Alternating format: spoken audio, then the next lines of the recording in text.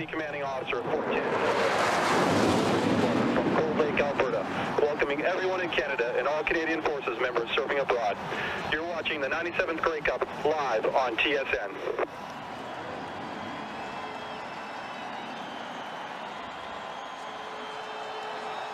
Well, this is it. Luca Kanji has it on the tee. There's Brian Bratton, Larry Taylor deep. The 97th Grey Cup on TSN is underway.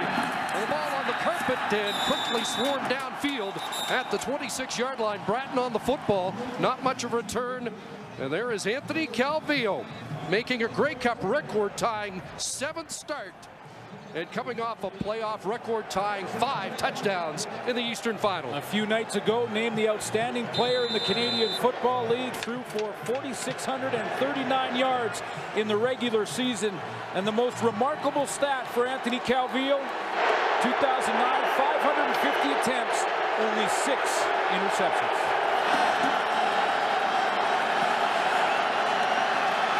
First play of the go, over the middle, incomplete. He was looking for Jamel Richardson. As we set the Alouettes high-powered offense for you. In the backfield, he'll have Avon Coburn and Kerry Carter at fullback, the receiving core. 3,000-yard receivers with Jamel Richardson. We've got Ben Cahoon, Kerry Watkins, and Brian Bratton. In the offensive line, Brian Chu, the veteran of 13 years. Josh Burke and Jeff Parrott at tackle, Scott Floyd and Paul Lambert at guard. Scored on their first 5 possessions last week against BC at 2nd and 10. And there is the most reliable receiver, Ben Cahoon, but he'll be taken down short of the first down by Mike McCullough, the St. Francis Xavier product at linebacker. It's a good start for the Saskatchewan Roughriders, Chris, because the Montreal Alouettes this season have been such quick starters. Their first 2 games of the regular season, they put up big drives for touchdowns. It's a good start for Saskatchewan. There's Damon Duval, and the dangerous Jason Armstead is at his 30, awaiting the punt. Good kick by Duval. Backs Armstead up to the 20. First man misses, and so does the second. And Armstead's out across the 30 to the 33-yard line. 13 on the return after a 56-yard kick. And here comes the Western Division All-Star quarterback, Darian Durant. 4,348 yards passing for Darian Durant. And he will have one thing to try and calm his nerves. He will have this crowd behind him, without question.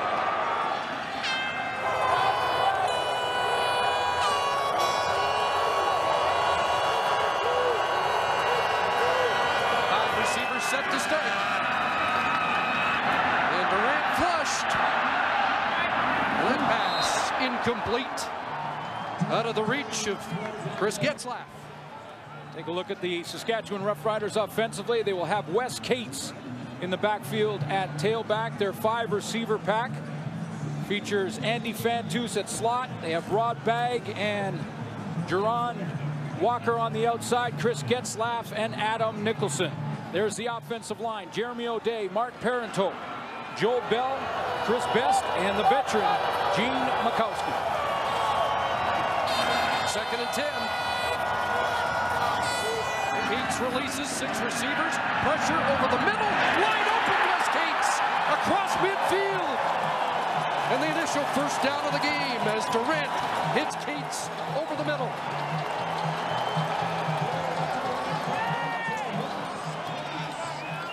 Wes Cates comes out of the backfield right here. He's going to come out, go in motion, and then go right down the middle. Vacated middle of the field from the Montreal defense as their safety, Matthew Prue, walks out.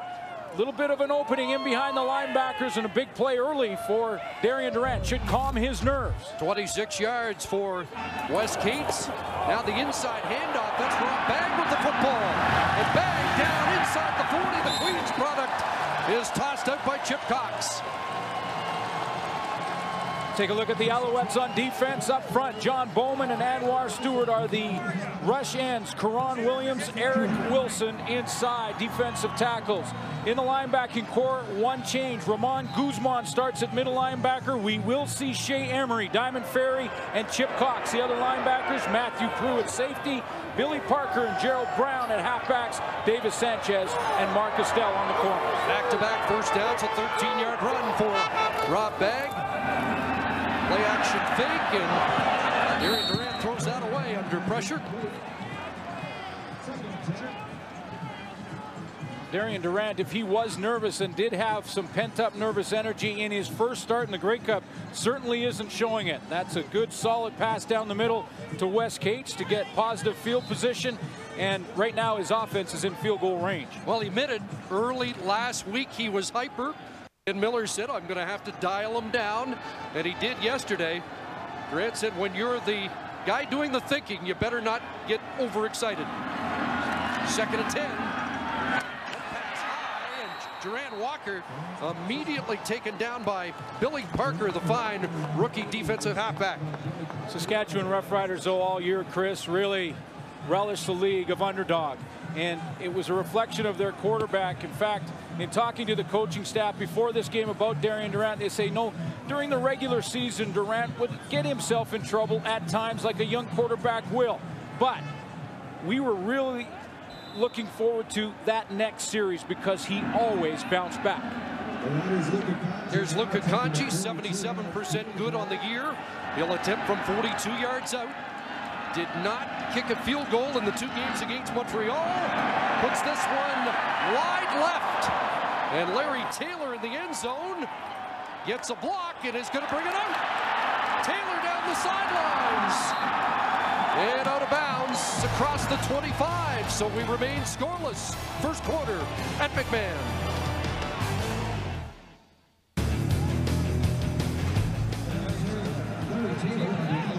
So no first possession points here at jam-packed McMahon Stadium in Calgary. Looks a lot like Riderville, doesn't it? Montreal takes over at their own 30. Coburn tries the right side, not much there. 3 straight 100-yard rushing games for Coburn against this Saskatchewan defense. Up front, Stevie Baggs and John Chick come off the edge. Keith Sholigan and Marcus Adams in the middle at defensive tackle. The linebacking core has Ray Williams in the middle. Sean Lucas, who led the team in tackles outside with Tad Cornegay. And in the secondary, James Patrick plays safety. It's Lance Frazier and the veteran Eddie Davis at halfback, Omar Morgan and Donovan Alexander on the corners. Morgan, a 10-year veteran, 9 in Saskatchewan, but the one he missed was 2007.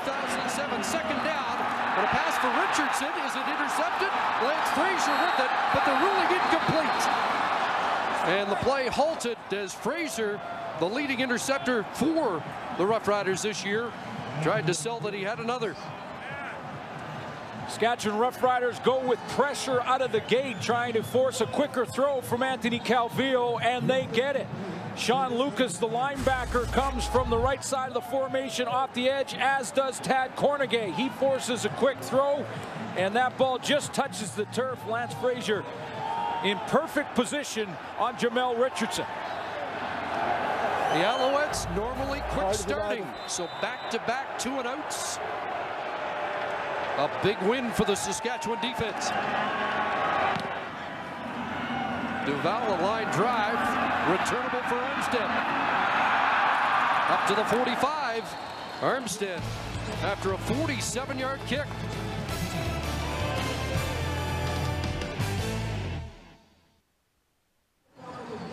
Let's head to the Riders' sidelines and Farhan Lalji. Thanks, guys. I had a chance to talk to Ryan Getzlaff, who is Chris Getzlaff's little brother. He's watching right now in Anaheim, but he won't be able to watch long. In about 10 minutes, he'll take to the ice for warm-up as the Ducks play Phoenix, and it's killing him that he won't be able to watch most of this game. Chris went through a similar situation 3 years ago when Ryan was in the Stanley Cup final. Chris was in Hamilton taking part in training camp with the Ticats, and he barely was able to watch any of the games because of everything going on there. They did speak last night. So Ryan's message to Chris was, don't let this moment pass without enjoying it. Well, Chris Getzlaf's been so impressive this year. There are the family members up in the stands. He bought 22 tickets for the game. Chris has been so good, we stopped making the mistake of calling him Ryan. What a big play he had in the Western Final on a perfectly executed screenplay where Chris Getzlaf found the end zone. The Saskatchewan Roughriders beat the defending champion Calgary Stampeders to get a berth into this game. Good 8-yard run by Wes Cates. The block from Joel Bell. And Cates again on 2nd and 2. High steps into the secondary and down to the 42-yard line. Wes Cates with only 67 yards in 2 games this year against Montreal. Off to a good start. Both those games in the regular season, Saskatchewan got behind in those games and really abandoned the running game to Wes Cates. He had just 9 carries in the first one, and he had 8 in the second game. And the guy we just talked about, Chris Getzlaf, gets a nice cut block off the edge on John Bowman to give Wes Cates a little bit of a seam. 15-yard run after 8 on the previous carry for Cates. And Durant hit as he delivers the football out in the flat. That's Rob Bagg for short yardage. And Darian Durant got hit as he delivered that pass to Rob Bagg. I've been impressed, though, out of the gate to see Darian Durant calm, cool, and poised in that pocket. He knew he'd have pent-up nervous energy. His first Grey Cup start, a reflection of his head coach, who is certainly calm on that sideline. Darian Durant leading on some experience around him. Marcus Crandall, the winning quarterback in 2001, coach with the Roughriders. 2nd and 8. Rob Cates has a seam, and Wes Cates will be dropped by Gerald Brown, close to a first down. Looks like he'll be a yard and a half short. Gerald Brown stepped up on this tackle and is going to give a tough decision to Ken Miller here as Wes Cates on a draw play on 2nd and long. You know you have confidence in your running game when you're trying to run the football on 2nd and long, trying to surprise the defense. But that tackle there by Gerald Brown is going to make it a tough decision for Ken Miller here. I think they're going to try for points and kick the field goal. But the offense has moved the football against a defense ranked #1 in 21 of 25 categories. You're right, there's Luka Kanji, who will recalibrate and try from 40 after missing from 42. And this time Luka puts it through. First points of the 97th Grey Cup game go to the Saskatchewan Roughriders.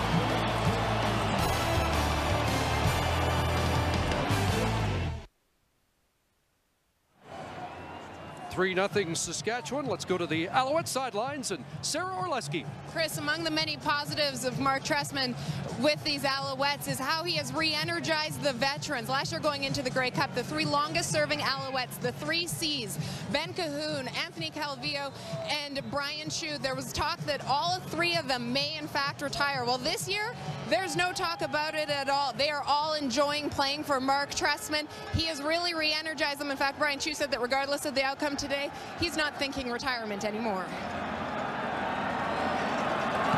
Louis Sakota, the line drive that off the fingertips of Tremaine McElvain, one of the up men. And McElvain will take off, and the big defensive end brings it across the 40-yard line. It is a veteran group, no strangers to these cups, and guys like Brian Chew trying to improve their Grey Cup record, which started with a loss here in 2000 at McMahon against BC. 211 starts, Chris, for Brian Chew in Canadian football, and he was the one guy that I thought was probably going to retire, win or lose after this game. But as Sarah mentioned, with Mark Trestman really rejuvenating their careers, they want to continue to go.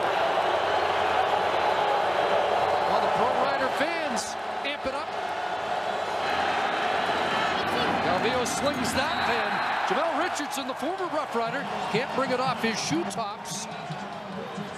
Guy who left Saskatchewan after 4 years just prior to Saskatchewan's 2007 Grey Cup championship. Passing game a little off at this point. It's going to be a challenge for those offensive linemen we just talked about, Brian Chew and Scott Flory, outstanding lineman in 2009, won that award a couple of nights ago.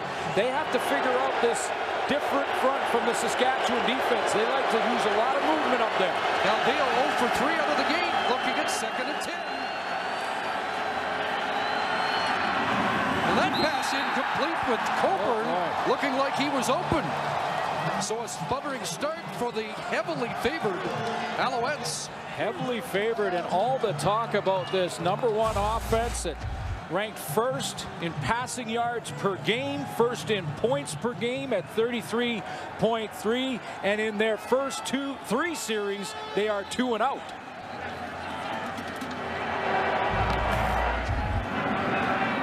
Duval high. Armstead brings it down at the 20. Shakes a tackle with the win. And Armstead's been dynamic so far.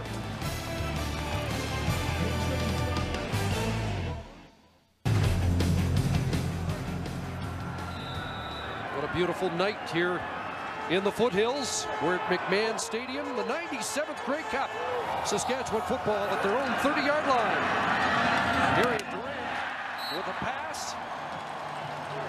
And Andy Fantuz has his first catch, the top Canadian in the 2007 Grey Cup game. 5 catches for 89 yards for Fantuz. We saw Jason Claremont in the huddle, and in that last play for Saskatchewan, he's played sparingly throughout the season. Had 317 yards receiving. Did not score a touchdown, but you know that his veteran presence, a guy who has been in that Grey Cup game, won in 06, is important for Saskatchewan. Big Chris Zarka checks in on 2nd and 1 as the fullback, and the Canuck truck has it. And a first down for number 33, the city councilor. Up to the 45-yard line, who says he's had a couple of meetings. He's the rookie city councilor. Doubled the amount of carries that he had in 2008, and a lot of them in these situations. Gives that pad level nice and low, and he's not really hit until he gets in the linebacking core. Said he's already had 1 complaint, but the constituent said, don't worry about it until after the Grey Cup game. 7 for Zarka, a first down. And here's Durant throwing that away under pressure as Diamond Ferry, the linebacker, was blitzing on the play. One of the linebackers that has subbed in has been Shea Emery, the Canadian from University of British Columbia. Great season this year with 52 tackles. A bit of a sore knee from that Eastern final against the BC Lions. So Ramon Guzman started the game. We'll see both of them platooning in and out. Shea Emery has been very important on the special teams as well. He's been taken off of those.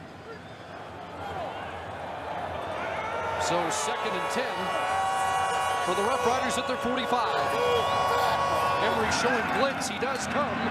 Durant running out of time, and he'll take off. And now throw downfield, and it's caught. The catch is made by Jason Claremont.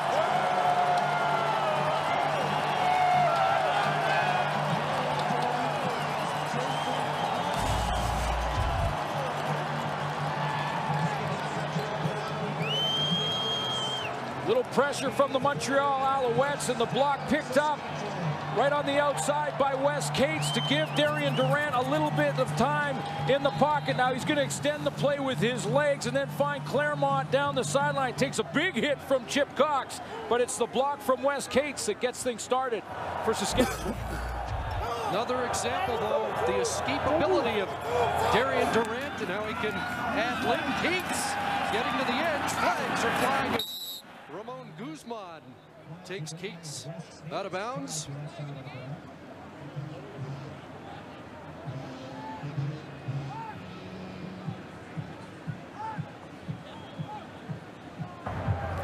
Holding, Saskatchewan number 66.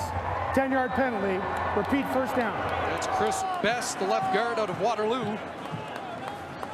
Let's go back, first of all, to that big play by Wes Cates. The tailback, if he doesn't get this block, there's no play down the sideline to Jason Claremont. Big block on Diamond Ferry, who was blitzing from the linebacking core. Claremont makes the catch down the field. Now that holding call pushes him back, but it's first down. Ferry was shaken up. He's gone to the bench. Guzman takes his spot. There's Claremont again, and he is upended by Davis Sanchez on the corner. And didn't he make a physical impact last week against BC in the Eastern Final? A couple of interceptions on the season for Davis Sanchez, but I like the play of Darian Durant early in this game. Everyone wondered if he would be nervous, if the nerves would affect his play. He looks calm and collected and poised in the pocket. So moving this football team, you can see the numbers show that. 2nd and 13 after the holding penalty. Pressure, and Durant just gets that one out of his hands as Anwar Stewart turned up the heat, the top defender in the Eastern Division this year. And they're going to confer here. Did Durant make it to the line of scrimmage? Yes. Is this going to be grounding? And now the flag does come out. Yeah, it was very close, and I didn't think that it did make it. Looked like it was about a yard short. Intentional grounding. Saskatchewan number 4. The ball never crossed the line of scrimmage. It's 3rd down. So that backs the Rough Riders up. Darian Durant has done this now 3 times in this game, and we're still in the first quarter where he has felt the pressure and thrown the football away. That one just a little short of the line of scrimmage, so an intentional grounding call. Louis Sakota, the punter, and the dangerous Larry Taylor. 7 kick returns for touchdowns this year. 3 by the Montreal returner. And Sakota with a kick off the side of his foot that bounces out at the 25. And he kicks the ball out of bounds. It's Montreal 25-yard line. 1st and 10.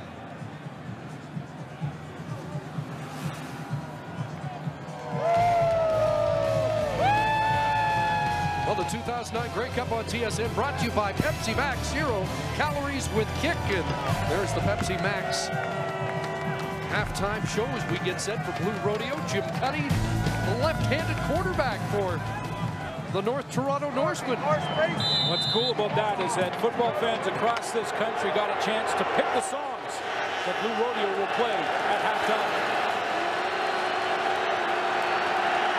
Anthony Calvillo trying to get this offense kick-started. And the ball's knocked loose. Keith Shulligan's got it. And the big defensive tackle's down inside the 10 as Marcus Adams knocked the ball loose.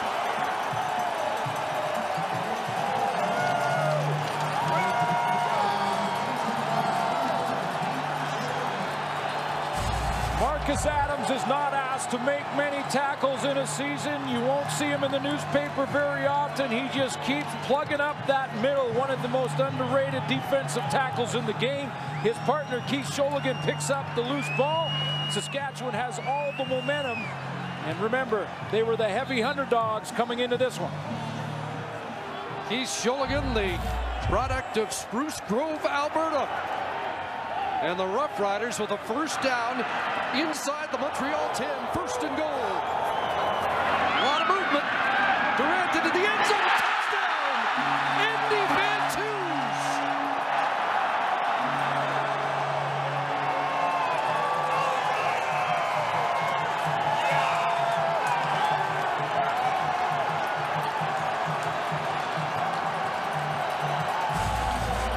The 2007 Grey Cup Championship, Andy Vantoos had a touchdown. He's got one in 2009. Nice inside move. Darian Durant steps up in the pocket. And the underdog Saskatchewan Roughriders jump out ahead.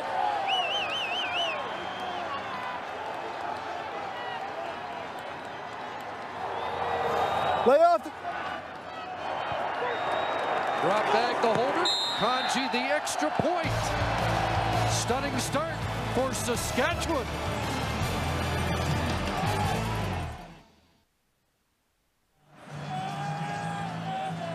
Tremendous route running from Andy Vantoos, number 83, who's going to be working on Chip Cox, who walks out from his linebacker position, and watch him jab step with his right foot right there. That puts Chip Cox now at a disadvantage because he's on the outside shoulder. Andy Vantoos has inside position. Good hard throw just inside that upright.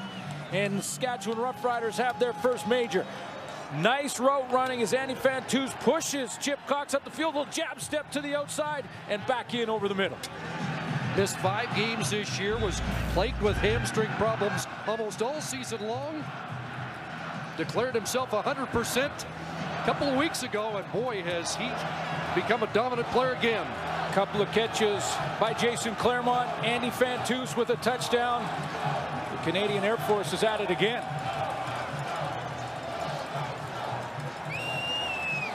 Chatham, Ontario product.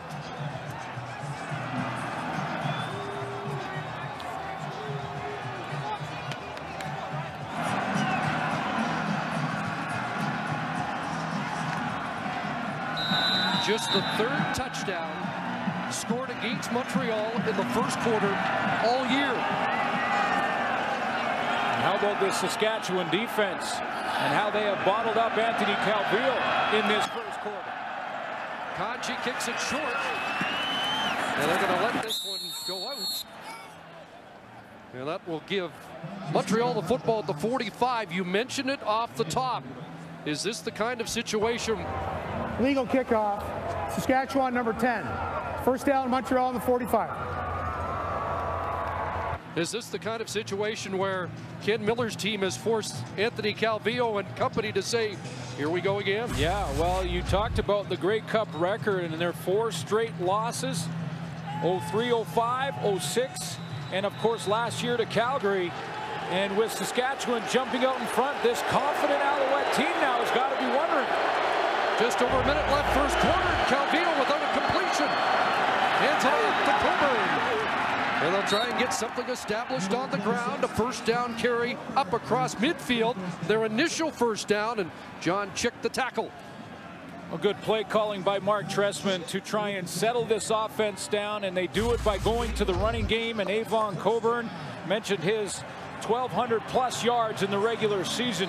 All-Canadian along with Joffrey Reynolds at the tailback spot. And there's Coburn trying to settle this offense down and gets his first down.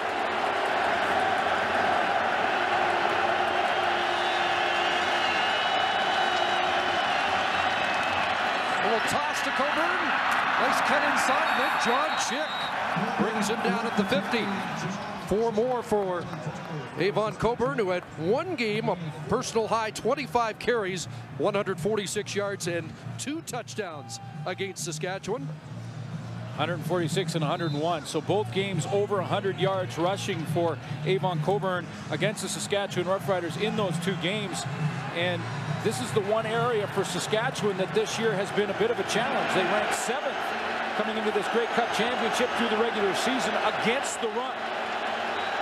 2nd and 6, final play, first quarter, barring a penalty. There's the first pass complete, and Cahoon's got it down at the 32. On the final play of the opening quarter of the 97th Grey Cup here at McMahon.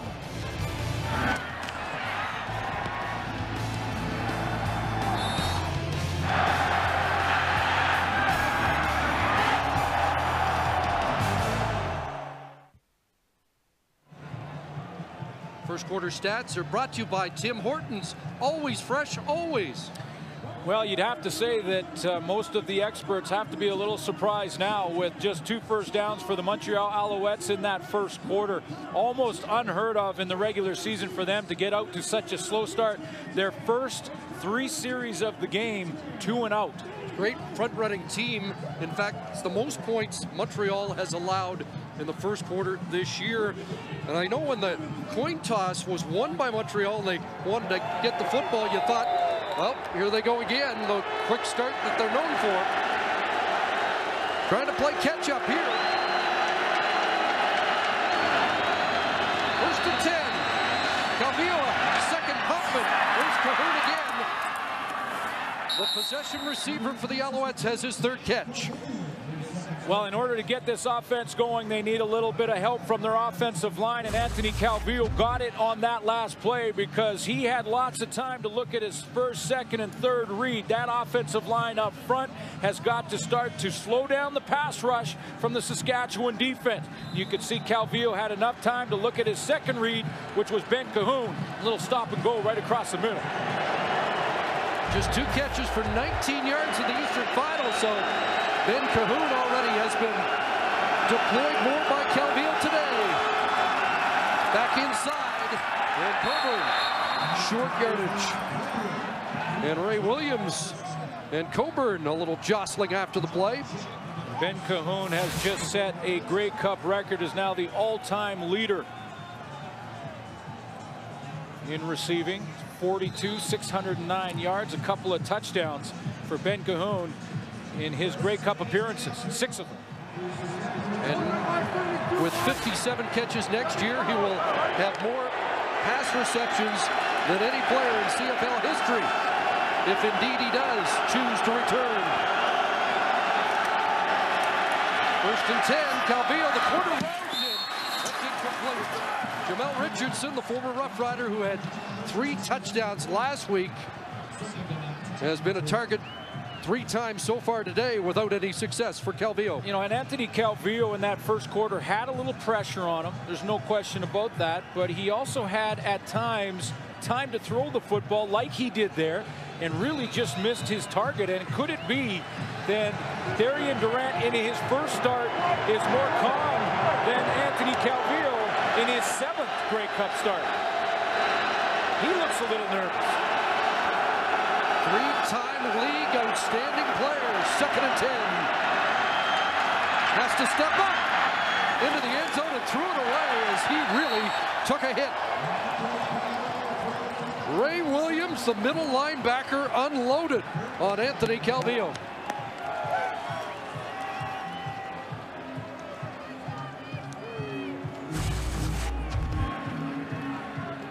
Calvillo just runs out of time as he starts to work to his right. Ray Williams is what's called second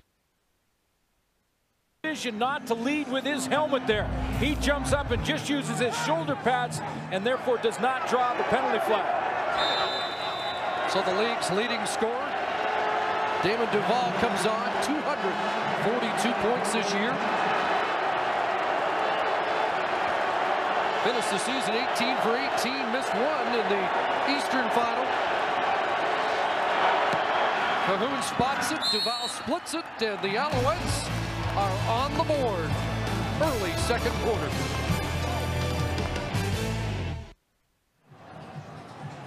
In 75 days, the world will come to Canada for the Vancouver 2010 Olympic Winter Games. CTV and TSN bring you live coverage beginning February 12th.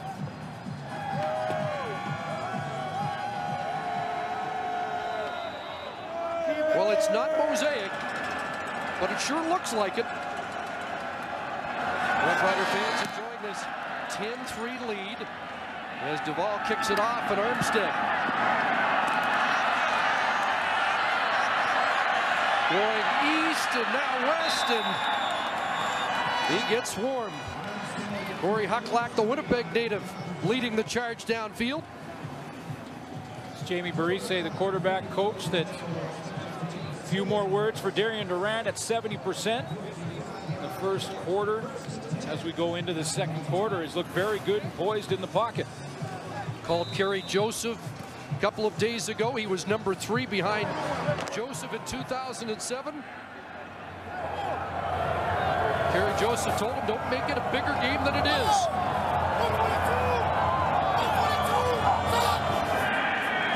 Problem with the ball there. Has to scramble, has to throw it away. I think that's the 4th time now in this game that he has thrown the football away when things have broken down. And again, just want to illustrate his poise as he drops his football, the ball on the turf, but he calmly reaches down. This is a Grey Cup championship and his first. Calmly reaches down, picks it up, stays composed, rolls out and throws it away. Every step that he has gone in his football career, people have told him he's not good enough to play quarterback, and that included North Carolina, where he went to college. Prove them wrong every time. 2nd and 10. Over the middle, there's Chris Getzlaff. Cut down at the 26, and he'll be short of the 1st down. Shea Emery, the Vancouver product, with the tackle.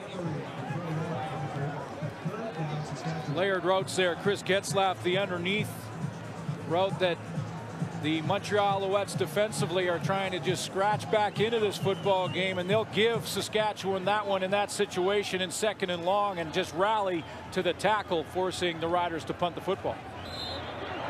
First 2 and out for Saskatchewan. Larry Taylor waits.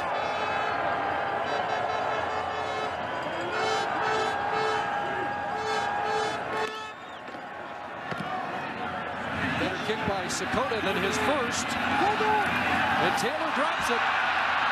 And he breaks one tackle and is dropped at the 34-yard line, approaching the 4-minute mark of the second quarter.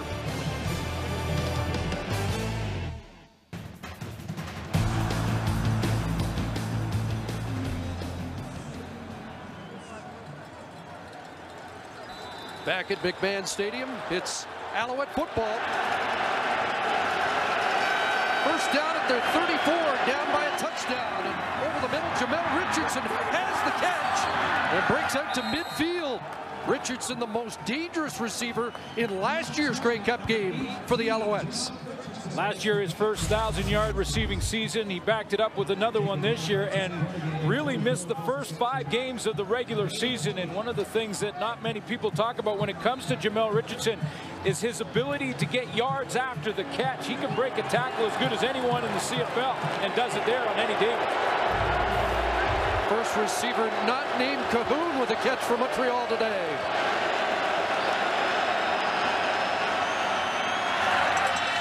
Into the flat, there's Coburn. And he's dragged down by the veteran, Eddie Davis.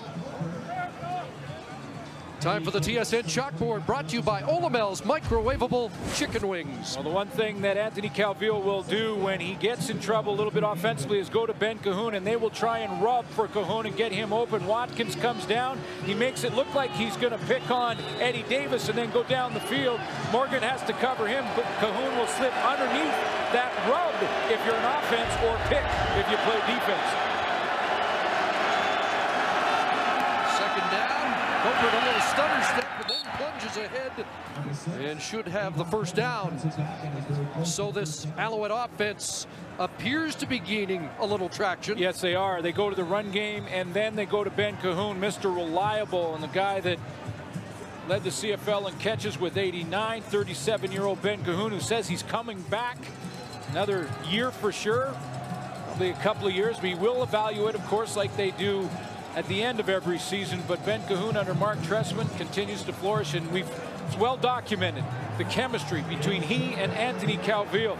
He's not the biggest receiver in the Canadian Football League, and he's certainly not the fastest, but Ben Cahoon, when that ball is anywhere in his area code, will come up with it. There is a ton of fight in that dog. Big Eric Wilson will check in, and so will Adrian McPherson, the short yardage quarterback for Mark Trestman, on 3rd and inches.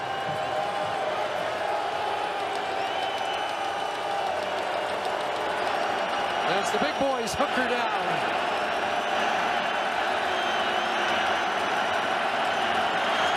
And McPherson will plunge ahead for the first down behind Brian Chu and the top offensive lineman in the league, Scott Flory. This year, Ben Cahoon made one of the greatest catches in a long, long time in Canadian football, and it was against Saskatchewan, one-on-one on Tad Cornegay, and he caught the ball, Cornegay's helmet, and somehow was able to hang on as they both hit the ground. An amazing catch by Ben Cahoon, maybe the best I've seen in years and years. And he alone has made more than a few.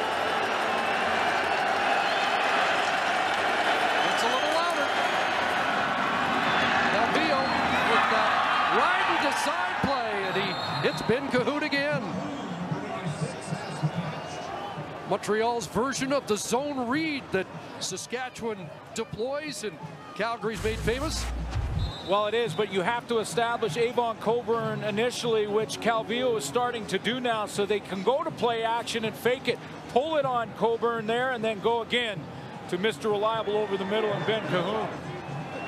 He will just sit down in the zone, and he just tries to read where Saskatchewan is playing it, sees the flow, he goes against it, and sits in that hole.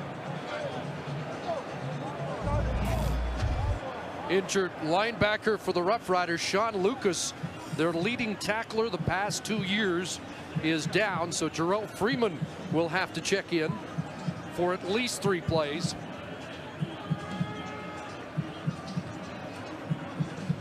And while Lucas gets attention, we'll step out midway through the second quarter.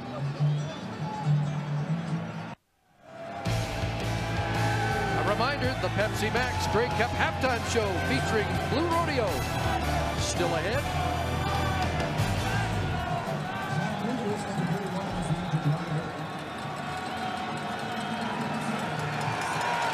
So Lucas to the sideline. Sterrell Freeman's in. 1st and 10 Montreal. 6th play of the drive. Flags fly, and this play stopped. And it looked like Richardson was ahead of the snap for Montreal. Mark Trestman will script. Procedure, Montreal, number 65. 5-yard penalty, repeat first down. Bill Lambert, the left guard, called there. He will script the first dozen plays of the game, but at this point now, Trestman has to be looking at some adjustments that he's making. One adjustment was to go to Avon Coburn a little bit more. The timing and the motion was off in that play. Again, uncharacteristic for the Montreal offense to have mistakes like that. So it's 1st and 15. 6 receivers up. Calvillo finds a hole, and he'll slide down inside the 30-yard line. We will see him take off on occasion. On the Eastern Final, he rushed the ball 3 times, had 24 yards rushing in that game, so he had a good average. He will take off, and that's one of the skills from Anthony Calvillo not talked about. He is a pocket passer, a timing passer. Takes off and runs, picks up a good chunk there. Got 9, 2nd and 6. Roughriders with some late subbing on defense here. Calvillo looks one way, checks down. It's Gary Carter, the fullback, fumbles. Last minute to it, Chris McKenzie. Is this the second turnover of the first half? It is. McKenzie did have a foot in, and it's the second fumble recovery for Saskatchewan. And Ray Williams is going to put the hit on Kerry Carter along with Eddie Davis, the halfback, and that ball touched before it gets out of bounds. And not only touched by Chris McKenzie, but he grabs it with that left foot still in the field of play. So that is a turnover. All you have to do in the Canadian Football League is be the last to touch it before it goes out of bounds. But Chris McKenzie secures possession. Roughriders led the Canadian Football League in fumble recoveries with 25 on the year, but Montreal led the CFL in giveaway-takeaway ratio. They don't cough it up much, but they've done it twice already in this Grey Cup game. Back to Cates, and nothing doing. Taken down immediately by the middle linebacker, Shea Emery. Play made, though, by the middle linebacker, Ray Williams. Remember, Sean Lucas was knocked out. Williams in the linebacking core is going to flow to this football. Kerry Carter comes out of the backfield, and Anthony Calvillo has to check it down here. But the pursuit of Saskatchewan, who, remember the message from Ken Miller, who says effort is our edge. Well, it's effort that causes that fumble. 2nd and 9. Durant gets it away. Claiborne's got the catch in front of Billy Parker, and taken down at the 26. He gets swarmed short of the first down.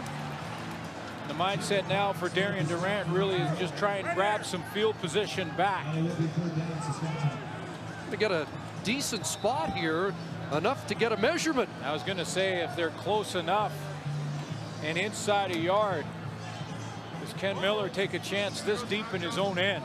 Had a full yard in the first quarter and opted for a field goal. This is a much different consideration inside his own 30.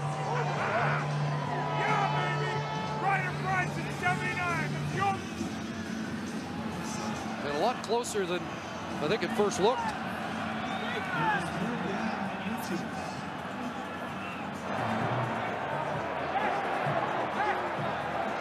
The big boys come in. Yes, they do. Along with Stephen Giles. Here comes the short yardage team, which has had some mixed success this year.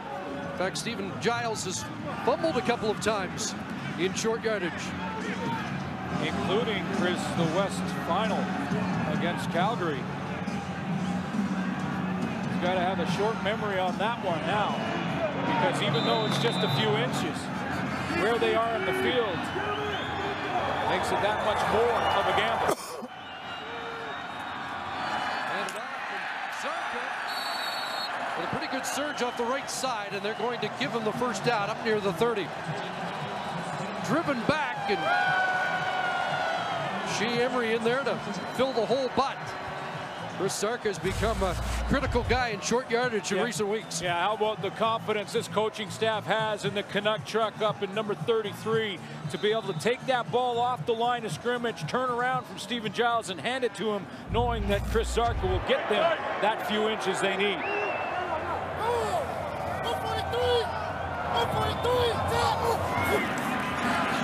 Case and Roy Stewart will pull him down up near the 35. 4 yards for Wes Cates. Talked to the coaching staff about Wes Cates and that he was just shy of 1,000 yards on the season, and felt that for Saskatchewan to be successful against what is maybe the best front four in Canadian football for Montreal, they're going to need to get Wes Cates involved. Ken Miller said, despite the fact he missed 1,000 yards, he contributed in other ways. The only starting tailback in the CFL that didn't hit 1,000. Second down, Durant. That delivers short of the target, intended for Adam Nicholson, incomplete. And now the punt team will have to come on. And the first throw from Darian Durant, that he looked a little bit nervous. And when I say that, I looked at his feet as Darian Durant is going to drop back in the pocket here. He does have an open receiver. Watch him hopping in the pocket. He never really settles himself. Hops up and down a couple of times, short arms that one a little bit, and it's too low for Saskatchewan receiver to come up with.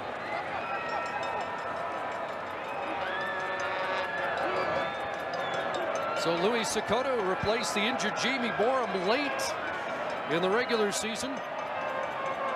Set to kick it to Larry Taylor. Good work. Taylor backpedals to his 15. Like McCullough downfield, and Taylor brought down at the 24. That's a 59-yard kick for Louis Sakota. Well, tonight on TSN 2 NFL Sunday Night Football, the Pittsburgh Steelers headed to Baltimore to take on the Ravens. Live coverage available exclusively on TSN 2. Beginning at 8:15 Eastern, 5:15 Pacific. That's a big, big punt for Saskatchewan and Sakota. His average in the West Final was 43.1, and they wanted a little bit more out of him. Sean Lucas back in the game on defense for Saskatchewan, because that big punt just flopped the field in Saskatchewan's favor. Jocelyn Fournette, part of the punt cover team for the Roughriders, shaken up on the play.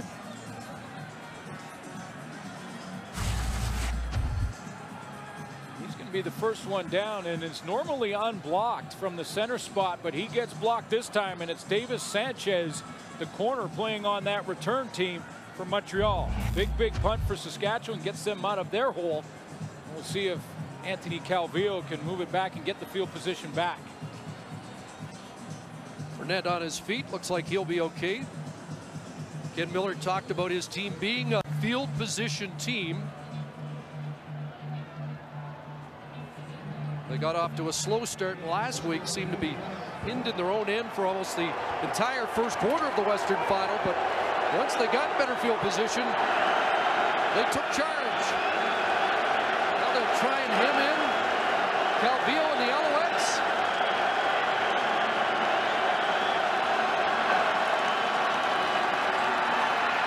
Underneath Richardson. And boy, he's spinning head north in a hurry. First of all, Anthony Calvillo, to get a little more protection help, is going to go with tight end formations. He's going to move Kerry Carter up to the line of scrimmage, and with Carter up there now, he's going to get a little more protection. There's Carter, one of the tight ends. He's got two. That gives him a little bit more time, and it allows him to just throw it underneath here to Jamel Richardson, and then let Richardson do his thing. 20-yard gain for Jamel Richardson. Alouettes with the first down up at the 44. Cahoon back into the offense. And Calvillo takes off. Shulligan in pursuit. And Anthony Calvillo will step out at the Rough Rider bench. Close to 4 for AC. Avon Coburn, his running back who had released into the pass route, gets a little bit of a chip block here on Omar Morgan, the corner, as Calvillo gets out of here. I thought there was going to be some kind of collision. Actually, it was Tad Cornegay here, the linebacker, coming up. Coburn just gets a piece of him, because if he does it, boy, Cornegay is going to put a huge hit on Calvillo before he gets out of bounds. 2nd and 6. Four-man rush underneath, and that'll be short of the first down to Avon Coburn, and Mike McCullough there again. Mike McCullough will get a chance to play in the rotation. Watch how he shows the blitz up in the line of scrimmage here. He's going to show it like that and then drop back, get right back in that pass coverage, and it forces Anthony Calvillo, as he sees him drop, to dump it underneath to Avon Coburn, and then good sure tackle by McCullough. Got 5 starts at middle linebacker when Ray Williams was hurt, and boy, did he play well in the breach. Valuable guy. Kingston, Ontario native.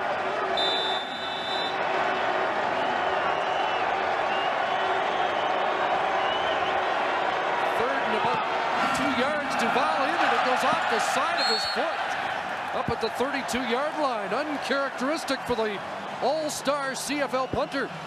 I don't think that bounced out either. That went out in the air, which would be a penalty. The Rough Riders will gladly take the football as they mark it up across the 30-yard line. That's just a 24-yard kick.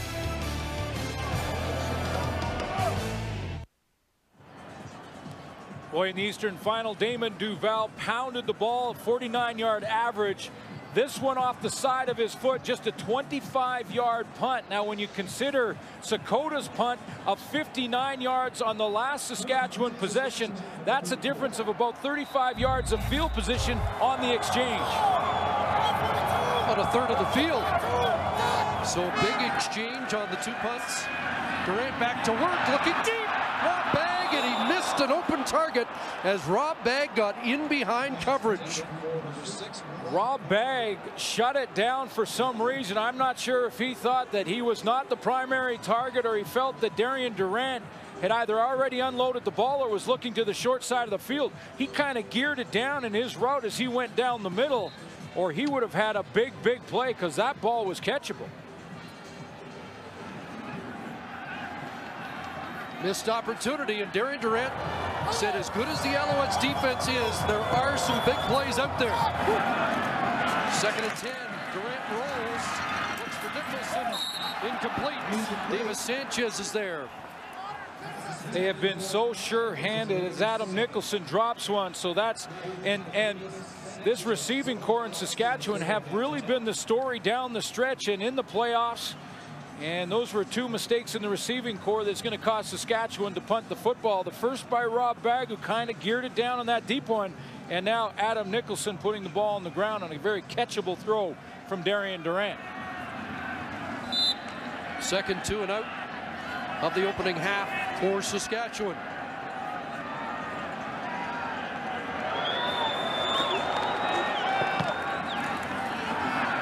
Sakota again.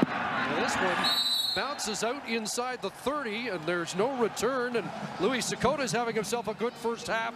47-yard punt and no return. 2:25 left first half. Then we'll check in. Dave Randorf, Jock Climbing, Matt Dunnigan, and the big man Chris Schultz will weigh in on what they've seen in the first half. Those guys coming off a great regular season and a good playoff. Yes, I've been searching for an Alouette jersey in this crowd, and honestly, I've found one so far. There might be a couple. There's a few sprinkled in and out, but wow. The Sea of Green is here. Rider Nation in attendance in the biggest city in Saskatchewan, Calgary. There's that drive to the side. Richardson bounced off first contact and gets extra yardage up to the 35-yard line. Bounced off the first hit by Tad Cornegay.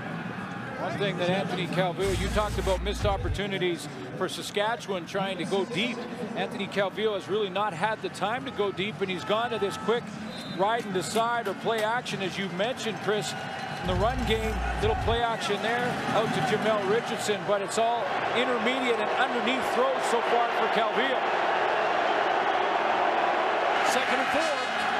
Richardson in motion.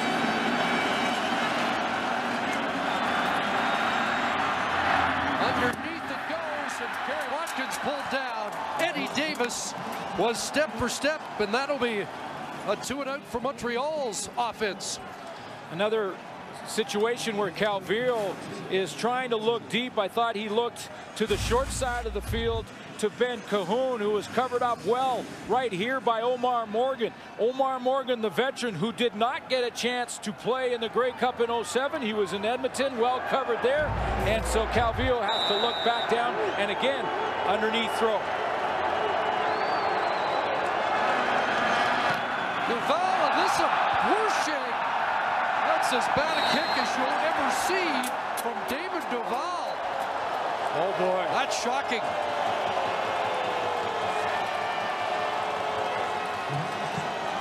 That's 7 yards. The previous kick was 24.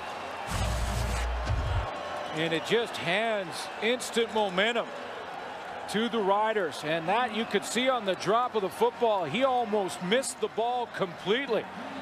And it's so important for these punters to get that drop correct so the foot hits the ball squarely, and he almost missed it completely. Another shank. 44.8 yard average in the regular season, 49.2 last week. Durant going to try and make him pay. Chris Getzlaf the catch in front of Gerald Brown to the 38.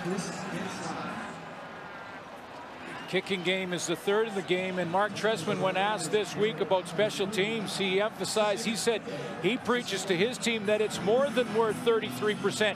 The field is so wide, the field is 10 yards longer, so much time expires on a special teams play. He said it's that much more important, and he's had his punter have 2 crucial mistakes in this first half. 7 for Getzlaf, 2nd and 3.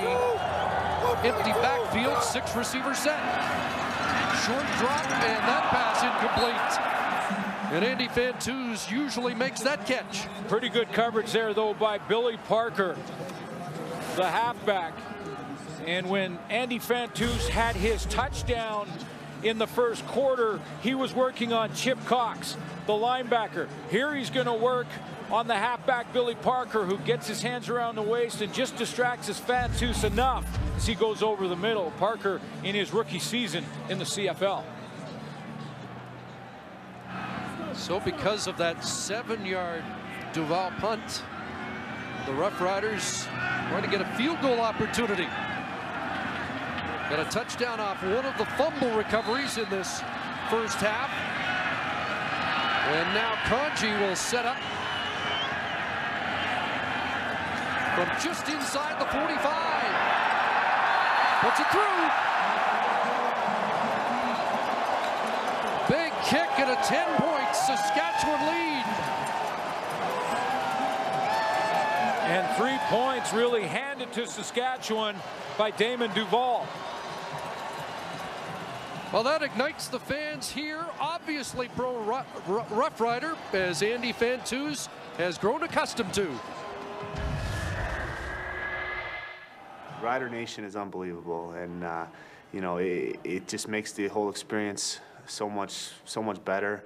They follow us all around, like not only in our own province, but in other provinces.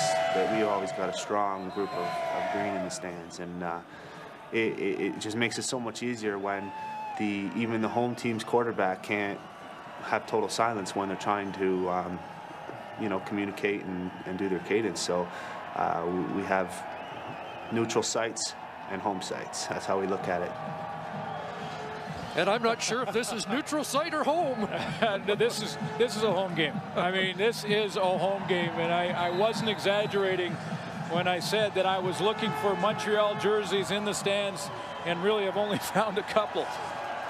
But you could see Saskatchewan so far in this first half playing like they really had nothing to lose, playing like they were the underdogs, no problem. They're playing loose. Sakota line drive kick, drills it past Larry Taylor. And Taylor is likely going to concede a single point here. Putting the knee down. There's another one for the Roughriders off the toe of Louis Sakota. And now it's 14-3. You know, Larry Taylor has to give up the point there because he's so deep in his own end zone. Sakota with another big kick. The kicking game a factor in this game already, but I just question a little bit the decision to waste a little time there. He gave up about 3, 4, 5 seconds as he walked down. I mean, the Montreal Alouettes are behind, and this game slips away on you in a hurry, especially when you're trailing. And Larry Taylor very casual, and he kills about 3, 4 seconds there. He should have got down and give Calvillo more time. An 85-yard signal. Calvillo flushed. Now heaves downfield and incomplete. Trying to hook up with Brian Bratton, who had a pair of touchdowns in last week's Eastern Final. Touched on Omar Morgan's play in the last series. There's Donovan Alexander in perfect position down the field on Brian Bratton, as Alexander plays that wide side corner spot right here, and he is in great coverage. When Calvillo has wanted to go down the field and try and push it deep, he has not been able to because of the coverage of the Saskatchewan secondary. Donovan Alexander, who grew up in Winnipeg, is for Christmas asked for Winnipeg Blue Bombers season tickets. Now he's playing with the arch enemies. 2nd and 10. Calvillo in trouble again. Now looks downfield and overthrows Richardson.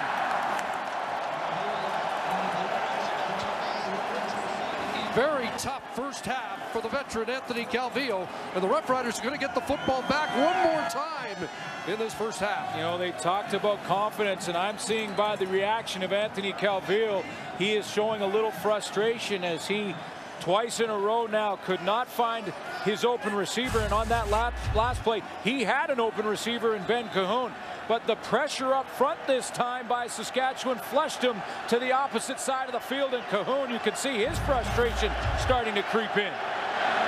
5th to an out, and what does Damon Duval do now? Was complaining about the grip on the football. That's better. Armstead cut down at the 45-yard line. Tackle made again by Corey Hucklack. Still not vintage Duval, only 38 on that kick, but better than 24 and 7.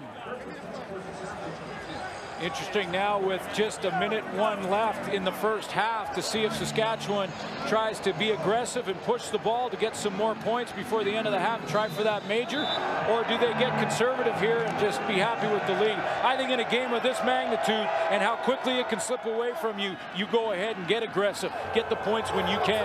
What we've seen from this guy this year, Darian Durant, is fearlessness. They do give to Cates, but Cates kicks it outside. Gerald Brown up to meet him at the 50. And Wes Cates has 4 to 5. A tremendous vision there from Wes Cates. He starts out, and look how he's looking like he's trying to look to his right and show that he may be picking up someone in pass protection. Then he takes the ball. Nice vision to bounce back all the way to the back side of the play as he sees it clogged up to the play side. So he goes back to the right.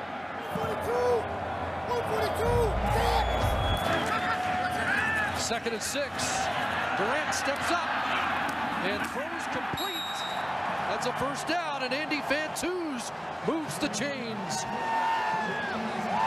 Now Darian Durant slides out to the right of this pocket, and then he just shows his poise as he uses his legs. There's a great ability to run. He had an 8.4-yard average, but I love whenever he scrambles or runs out of the pocket, he runs with his eyes up, looking for that open receiver, and he found one. Roughriders do have a timeout. 30 seconds remaining, first half.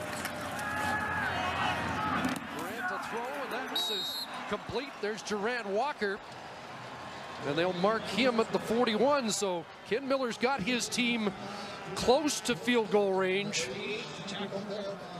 And 2nd and short. They want to keep it going to try and take a shot at the end zone. If they can pick up about 10 here, could get a couple of plays more. 2nd and a pair. And it's a quarterback draw to first down. Brought down at the 31-yard line. Now they're in field goal range and will likely use their timeout. Well, in field goal range and with 13 seconds, may have a chance for one play to the end zone. Quarterback draw called, good block at the point of attack. It was Wes Cates again on Diamond Ferry to cut his legs out. Saving the timeout, they go no huddle, and they'll take a shot. Durant rolling, looking for Fantus. He's got it at the corner. They're marking him out at the 2. But do they have time? The clock says 0-0. I thought he went out with about 1 second left. And are they ruling him out? They may have to go to the command center. Yeah. Actually, they're ruling no catch at all. They said his foot was out. Fantus just saw the replay up on the screen, and he argued the point. He's got a foot, well, he got that foot down first, didn't he? Yeah, his right foot. Catch made there, right foot down. Right foot was down. You only need 1 foot down in the Canadian Football League, and it looked like he had possession of the ball and his right foot on the ground. The other question here is, what was on the clock? Such a quick stutter step, but that right foot is clearly down before the left is on the white paint. So the challenge flag is out. That's one issue. The other is, did all this happen with any time left on the clock? When Fantus put his foot on the white stripe, that second foot, I looked at the clock at that moment, and there was 2 seconds left then. It went down to 1. But that's going to be, there's 2 questions here. They're challenging whether or not that was a catch. It looks like it was. Saskatchewan is challenging a ruling on the field. They believe it was a catch. So that's the challenge, because they did mark the spot. So the initial mark was catch, but when they conferred the officials, they ruled it no catch. So the ruling right now on the field is no catch by Fantus. They are challenging that ruling. But the other thing in question they have to look at is, was there time on the clock when that play was finally blown dead? Well, there's a look at the command center in Toronto. Jake Ireland on the right with all the high-tech gear. That's Jake Ireland right there.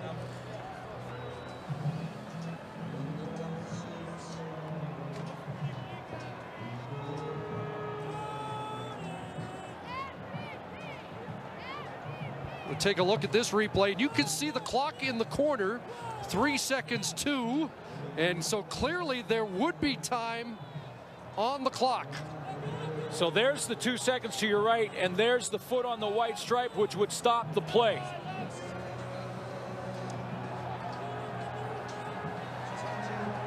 So this should be first down with 1.5 yards to go, and another Now, interesting call. Yes. If it goes Saskatchewan's way, if it goes the way it should, does Ken Miller go for a touchdown with 1 second to go, or do they just take 3 more points and a 17-3 lead to the locker room?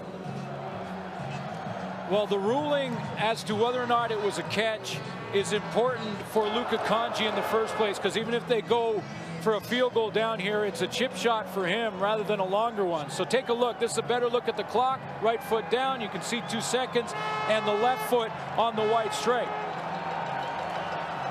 So clearly 2 seconds, and here comes Glenn Johnson with the verdict. After review, the player did catch the ball inbounds, and there are 2 seconds on the play clock, on the game clock. 2 seconds.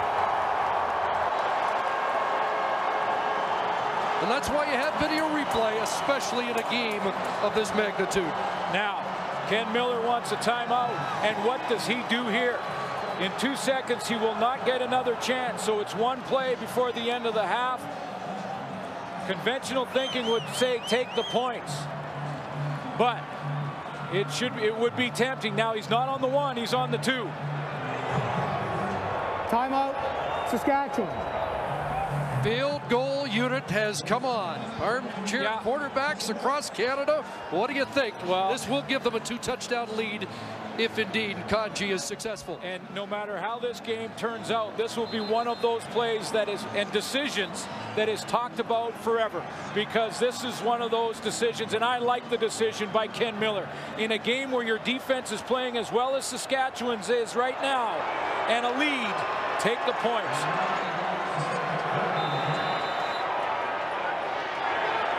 So from 9 yards out, Kanji puts it through.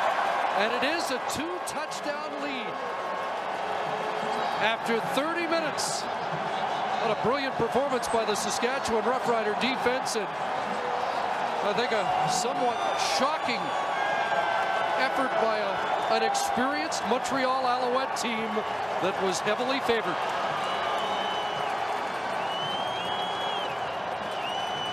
Darian Durant in his first start did not show nerves. Let's check in with Farhan Lalji and the Saskatchewan head coach Ken Miller. Coach, you almost ran out of time there. Just talk about the momentum that last play gives you going into the second half. Well, I think it'll give us some momentum. We've been sporadic, and then we need that. We need to have some consistency, and this is a long halftime. So we've got to start with a bang when we come out. Thanks, Coach. Let's send it to the other sidelines and Sarah Orleski. Coach, this is a position that this group isn't used to being in this year. What's the biggest adjustment to make going into the second half? Well, we just got to regain our composure. We're very lucky to only be 14 down right now. Saskatchewan's playing very well. Our defense has been on the field too long because our offense hasn't had many drives, and we've turned the ball over twice. So we feel very fortunate right now to be only down by 14. We've got a long way to go. Got to gain our composure and just got to play the second half one play at a time. Thank you, Coach. You bet, Sarah. 17-3 at the half at McMahon, the Pepsi Max Grey Cup halftime show featuring Blue Rodeo coming up next.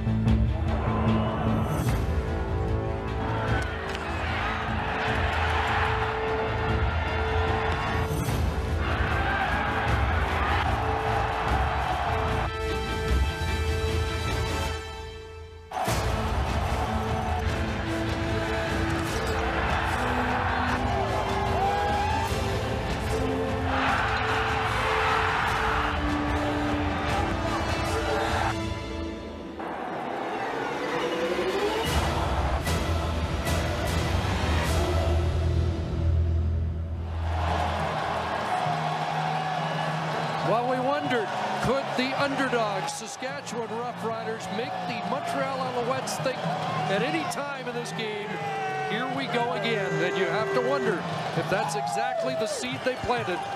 Mark Trestman's team scored just 1 point in the second half against Calgary in the Grey Cup, and now 60 minutes of football, 4 points. Ken Miller decided on a field goal, which was a good decision. Jason Armstead on the return. Remember a week ago? 75 yards to set up an early second half touchdown for Darian Durant and company. Stopped after a 31-yard return. Darian Durant looked real good in that first half. 13 of 21, 156 yards in his first Grey Cup start against Anthony Calvillo, and he outdueled Calvillo in the first half. Showed great composure, rushed the ball well, scrambled with his eyes up. 6 different receivers catching passes. Under Ken Miller, Saskatchewan 15-1 over the last 2 years. When leading at the half, Wes Cates is met by Karan Williams, the all-CFL defensive tackle. Talking to Ken Miller, talking to Jamie Barise, the quarterback coach, who told me that they were going to have to try and pull Darian Durant back from the edge and control his nerves. They knew he'd be nervous and have that nervous energy coming in. Boy, he did not show it. Tremendous first half with Darian Durant. Huge underdogs in this game. Nice touchdown throw to Andy Fantus. Now, important drive here to try and continue to keep that momentum.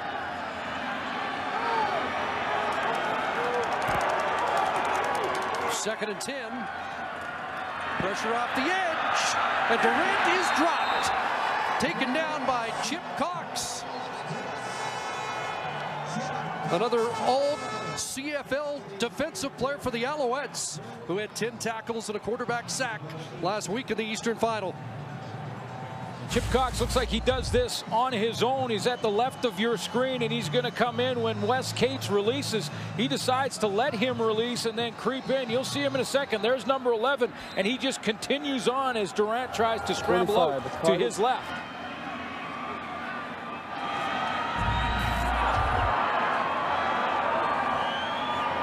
There's Louis Sakota.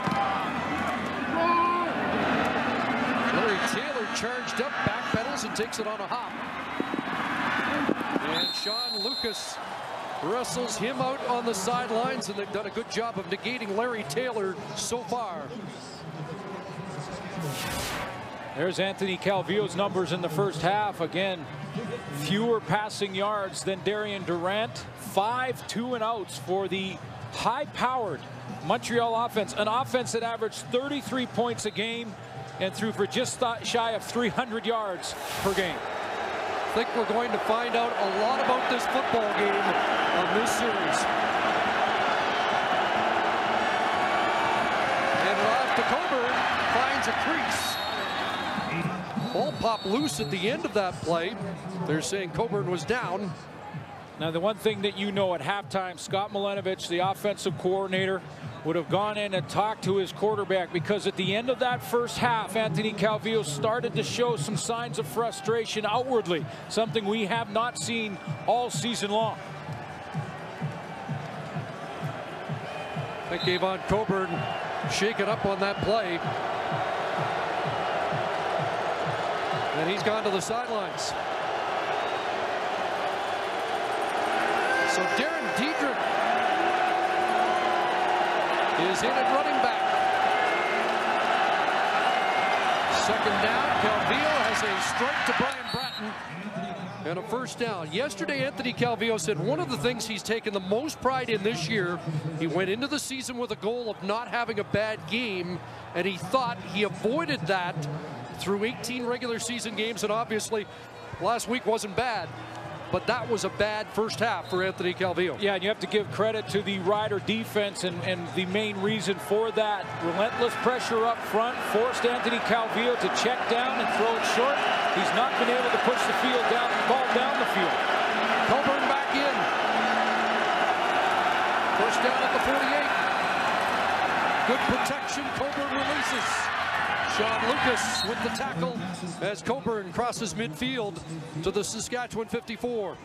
That time Saskatchewan went with 4-man pressure, dropped everybody else out, and Coburn right here is going to come out of the backfield, and he's the check down man. Again, this has been what Calvillo's been forced to do a lot of.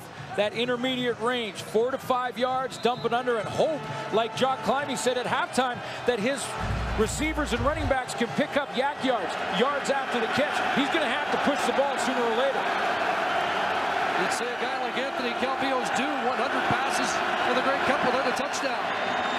Here's Coburn again. And he brought down by the middle linebacker, Ray Williams, coming off his best game of the year last week. 10 tackles, 3 quarterback sacks in the Western Final. Well, Ray Williams hides in behind the defensive tackle in Marcus Adams and then slides. He's made some big hits in this game. He forced that fumble that was recovered by Chris McKenzie in the first half. What a West Final he had. You can't have a better game as a defender than 10 tackles and 3 sacks. Alouettes do have a first down. Huge questions when they lost Maurice Lloyd to the Edmonton Eskimos. Saskatchewan, he's filled the void in a big way.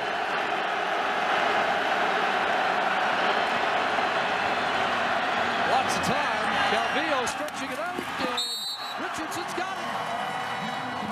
Anthony Calvillo with a connection to Jamel Richardson, and a little traction for this Montreal offense. First of all, the offensive line digs their heels in. Watch the big boys up front. They're going to slide to their left here to give Anthony Calvillo time. I talked about Calvillo having to push the ball down the field deep. He can't do that if he doesn't have time to throw the ball. That time he does, and this time Jamel Richardson makes that big catch along the sideline. 21 yards for Richardson back in the hands of Coburn, slashing up the left side and close to another first down. They are getting in their rhythm. They are starting this offense from Montreal is starting to get in their rhythm, and it starts with the guys up front. That time some blocking. Scott Milanovich, the offensive coordinator, comes out and he shows great mix in the running game and the passing game. A little bit of Avon Coburn and then that nice throw to Jamel Richardson.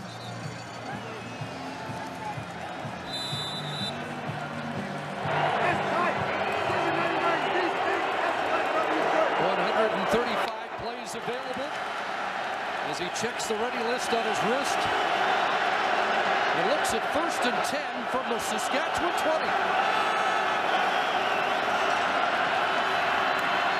Pulls it down and now drops it off.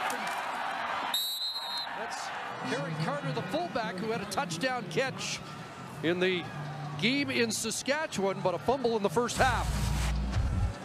Kerry Carter hangs in to the left of your screen to help with protection. He's going to help on Stevie Baggs and then release and run with Calvillo. Just picks him up with his peripheral vision to the left.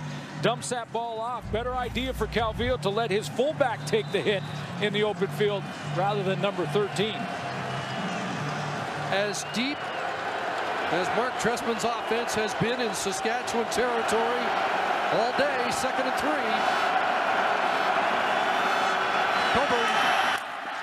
Coburn with some extra effort should have the first down. Hey, again, it's the balance. It's the balance from Scott Milanovich, who's now come out, and Mark Trestman, you know they got together. Mark Trestman calls the passing plays in the offense. Milanovich calls the running plays. They're back on page now. They're going to get that great mix in there where they get Avon Coburn. Now the linebackers for the Riders are guessing. Are they going to run the football here? They're going to throw the football, and it gives Anthony Calvillo more time in that pocket. 1st and goal, Alouettes at the Saskatchewan 8. 9th play of the drive. End zone pass, Jamel Richardson, touchdown.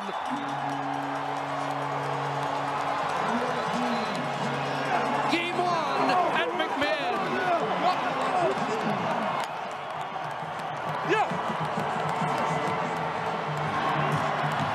All year long, defenses have talked about trying to contain this Montreal offense because they understood that you just cannot stop this Montreal offense. Not with a 16-year veteran at quarterback, a future Hall of Famer. You knew it was a matter of time. They've got some traction now. Survive the extra point. And now it's a 1-touchdown lead for the Roughriders.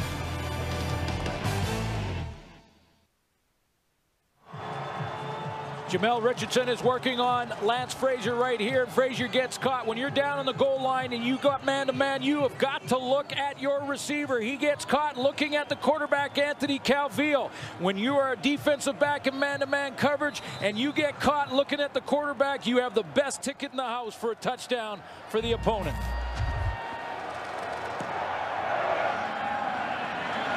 Kickoff to Armstead from his 12. Armstead brought down short of the 30.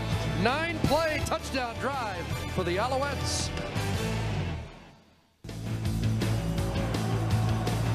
9-play, 74-yard drive, took 5:35 off the clock and gets Montreal to within a converted touchdown of the Saskatchewan Roughriders, and the ball back in Darian Durant's hands. And a response do we get from Saskatchewan? Pressure on, looking downfield, and a strider too long intended for Chris Getzlaf. Out of the gate in the second half, a good drive for the Montreal Alouettes and a scoring drive that sees Anthony Calvillo go 5 for 5 in the passing game, but I like the balance in pass and run. 5 passes in this series, 4 rushing plays, capped off by Jamel Richardson on Lance Frazier in the end zone. So Mark Trestman able to regroup his team at halftime. 2nd and 10, Saskatchewan. Durant rolls, pressure on, he gets outside. And has a first down. That'll step out untouched at the 45. Last year in the Grey Cup championship game in the second half, the Calgary Stampeders, Henry Burris started running just like Darian Durant did there. He ended up being the leading rusher and the reason that Calgary took that championship against Montreal. Darian Durant starting to take the game in his hands a little bit. He needs a pushback response drive after the Calvillo touchdown drive. That's a good start and good run to the outside. Durant 10th in league rushing behind only Henry Burris among quarterbacks. Ran for 16. Now hands it off and Kane slips through cross midfield to the Montreal 51. Diamond Ferry the tackle. That offensive line for Saskatchewan get the job done up at the point of attack. Montreal Alouettes, Diamond Ferry in the middle. He usually plays that strong side linebacker, and he's blocked up well by Mark Parenteau. Wes Cates, 8 carries, 53 yards, 13 and a first down. 6 receiver set. Downfield, Rob Bag's got it. In front of Gerald Brown.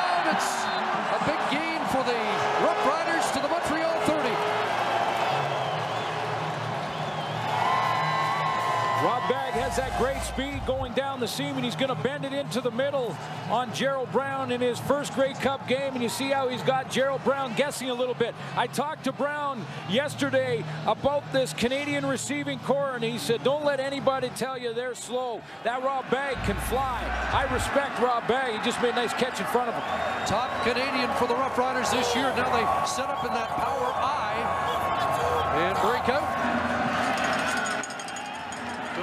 Slings it downfield behind the receiver. Billy Parker has the interception. Durant threw it behind the intended target, Rob Bagg. And it's a big Montreal takeaway.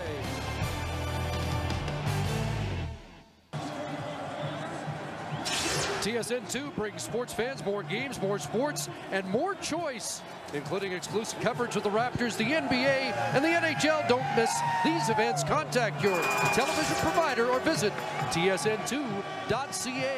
Billy Parker, an interception in the Eastern Final. The rookie comes up with a clutch pick here to snuff a Saskatchewan response after Montreal's touchdown here in the third quarter. Coburn up across the 10, a little breathing room. Keith Sholigan, the tackle. Let's go back to that interception by Billy Parker, who is in the trail position. I know what Darian Durant is thinking here. He thinks he has the middle open because there's no safety back there, but a ball that is thrown a little bit behind Rob Bagg gives Billy Parker a chance at it, and he makes a tough catch. He does. We took a long look at that, as I'm sure they did in the spotter's booth for Saskatchewan. Catch was good. And now 2nd and 3. Big down. Calvillo pulls it. And he's going to be short.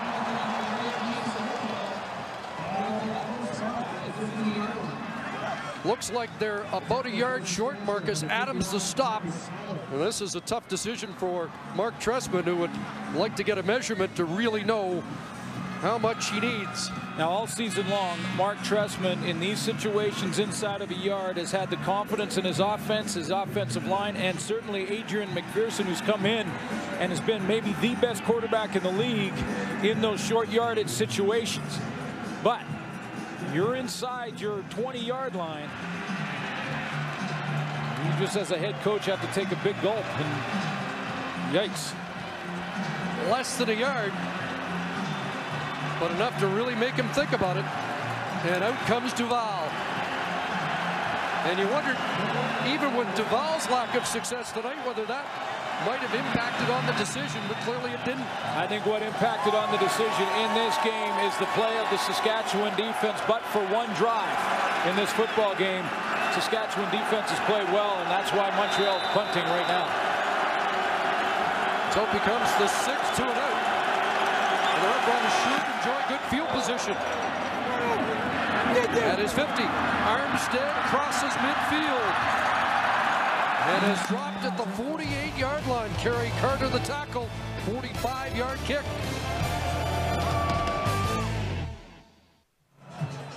Back at McMahon, let's join Farhan Lalji on the Saskatchewan sideline. Chris, after last week's Western Final, the Riders gleefully took over the locker rooms of their rivals from Calgary. Eddie Davis and Wes Cates made the request. They wanted their old lockers because they were former Stampeders. They got it. Davis told me it looks just like it did when he played here. As for Damian Durant, he wanted Henry Burris's locker. Burris actually wanted him to have it. Durant says you can't go wrong sitting in the same chair as a Grey Cup MVP. And Tad Cornegay with a little debate on the Twitter site with Nick Lewis. Took over Lewis's locker. Here's Darian Durant, and again, Durant using his legs to soften up the Montreal defense. He uses his legs and he uses his running back as the decoy in Wes Cates right in the middle of your screen. Little play action here. And speaking of taking Henry Burris's locker, is that not the Henry Burris to Joffrey Reynolds play as he comes out and around the corner? And when he does and sees that he has that corner, boy, he just takes off. No hesitation from Durant. Trying to bounce back after his first interception in 101 passes dating back to Halloween against Hamilton. That's been one of the great improvements we have seen from Durant during the course of this season. They'll toss inside. Cates cuts back to the 25-yard line. Wes Cates has 8. And Matthew Brew comes up pushing the Montreal safety. Getting some blocks from all different players on the football field, and Chris Getzlaf right here, the slot back, used to catching passes. Watch how he works down and cuts off the backside, so the pursuit from the backside can't get there in Jermaine McIlvain, so that gives Wes Cates a chance on the front side of the play to pick up good yards. The receivers have to block too. Offensive coordinator Paul LaPolice says Chris Getzlaf's got that tough hockey mentality. Yeah, that's one of the reasons he's such a good blocker. Second and short, and the Canuck truck straight ahead should have it. Paul LaPolice does such a nice job of game planning week in and week out. He uses motion before the snap very effectively, makes it very tough to play man-to-man defense against his football team, and he always has a little wrinkle. He's going to that sort of Calgary playbook with a little of that zone read type play. Fake it to your running back and have an athletic quarterback in Darian Durant take it to the outside, and he's getting his receivers involved in the blocking. Says we do a lot of things like Montreal, and he probably watches more Alouette video than any other team that Saskatchewan plays. First down, Durant, quick hitter, and Davis Sanchez was in the neighborhood. Yeah, and Duran Walker, the intended target. Yeah, Duran Walker, Chris, had to come back and take a quick step back to try and disrupt that play, or Davis Sanchez is gone. He got a great jump on that wide side corner. It's the long throw, and the timing has got to be right, especially with the veteran out there of 9 years. Durant a little bit behind, and Sanchez, man, he almost took that to the house. Davis Sanchez 0-3 as a player in the cup. He has won one cup, but was not suited up. Here's the blitz, and they screen it to Cates. Back inside, and Wes Cates dropped at the 15. He'll be a couple yards short. Anwar Stewart, big tackle there to hold him short and hold him to third down, because that play looked like it had some real potential. So with just over 1 minute remaining here in the third quarter at McMahon Stadium, Luka Kanji comes on, trying to make it a 2-score lead for Saskatchewan.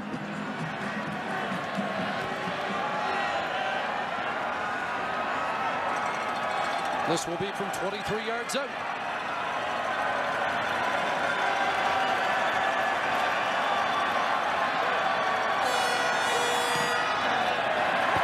Kanji makes no mistake. 10 points, Saskatchewan lead.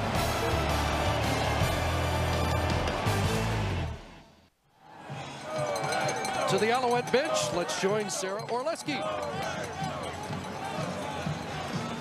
Guys, all this week we've talked about how this Alouettes team has a real confidence about them. Anwar Stewart said that as a longtime veteran, all of a sudden he said these Alouettes have that Alouette swagger back. Well, we certainly didn't see that at all in the first half. They got a temporary lift on that bench with Jamal Richardson, who swore to me that he was going to be a difference maker in some capacity in this game when he scored that touchdown. They got the lift. Now the real challenge, though, will be down by 10. Can they overcome this adversity? A position they have not been in very many times this year. That defense allowed an average of 18 points a game during the regular season. The Roughriders with 20 in the final minute of the third quarter. Brian Bratton on the return. Tad Cornegie can't bring him down. And Bratton breaking tackle after tackle. And that'll be a jolt for the Montreal bench. You never know in a game like this who will be the player that ignites the football team, and it could just be Brian Bratton on this return, and not even because of the yards or the field position, but because of how he did it. All the second effort. Broken tackle there, 1. Broken tackle there, number 2. He keeps going down the sideline. That's number 3. Number 4. He broke 4 tackles to pick up some big yardage, and that's Jarrell Freeman, the leading tackler on special teams for the Roughriders. Tad Cornegie on defense broke that tackle. That can inspire a football team right there, folks. 54-yard return, and now into the hands of Coburn. Shifting gears, and now wrapped at the 42. Best start for the Alouettes in this game. And Avon Coburn, a bigger part of this offense, told us the other day, I'm probably just going to be a decoy. But I think that was a decoy effort by him. But the thing that they understand, Chris, is that in the 2 games these 2 teams played each other in the regular season, Coburn was over 100 in both. Barring a penalty, and it has been a relatively penalty-free game. This is the final play of the third quarter. Coburn again. And he has a first down at the Saskatchewan 36. Through 45 minutes of football. And the favorites are down by 10.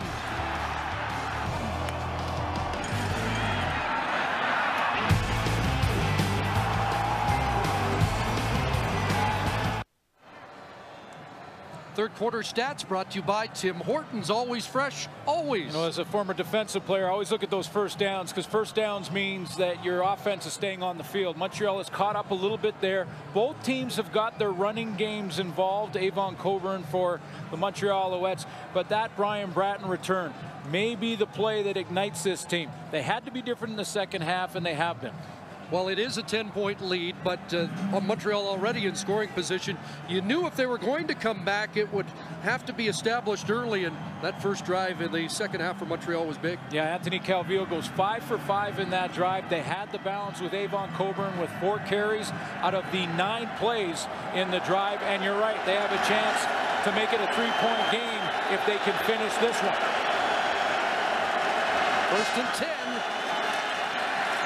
Alouettes at the Saskatchewan 35, a long time, and nobody open. And down goes Calvillo. John Chick and Stevie Maggs meet the quarterback. That's what you call a coverage sack, because downfield the coverage is like a blanket. Anthony Calvillo cannot find anybody. Let's take a look at the short side of the field. Ben Cahoon on the crosser. He's covered up by Sean Lucas. Jamel Richardson can't open up. Over to the wide side. Kerry Watkins runs right into Lance Frazier. He's covered up. Donovan Alexander has S.J. Green down the sideline. That's a coverage sack. Second sack of the game. Ducks by 1, but not the rest. And down he goes again. Back-to-back sacks. Ray Williams, Mike McCullough, and they may have knocked Montreal out of field goal range. All starts right here as linebacker Sean Lucas is going to come off the edge here. He forces Anthony Calvillo to bounce. And when he does, that buys the linebackers in Mike McCullough and Ray Williams an extra second to get there. And they arrive at the quarterback at exactly the same time. Mike McCullough, a situational defensive player on second down, but how many big plays has he made this season? And so they knock them out of scoring range and send the punt team on. And Duvall will look for the corner, flag down. David Duvall sends this one into the end zone. And Armstead will take a knee. And we'll wait and find out what this penalty flag's all about back at the line of scrimmage. Oh, well, they sort that out. To give full credit to that Saskatchewan defense for pushing Montreal out of field goal range and forcing the punt. It is procedure against Montreal. Likely to be declined. Yeah, I would think so, in that the ball went into the end zone and should give Saskatchewan some field position. Well, I think they're going to take it. Procedure, Montreal, no end. That's a 5-yard penalty. We'll repeat third down. And maybe the decision here to take the penalty in that Damon Duvall has not had his best day kicking. But they do give Duvall another chance to pin the Roughriders deep. That's an interesting decision. Yeah, well, I mean, the conventional wisdom is you give up the point and you take the field position. And again, you might give Armstead a chance to return one. This will go into the end zone and we'll get the same result. And there is another flag down in the same spot. And is this an alignment penalty? It is. Looks like it's going against a procedure against Montreal. And now it looks like Saskatchewan may decline this penalty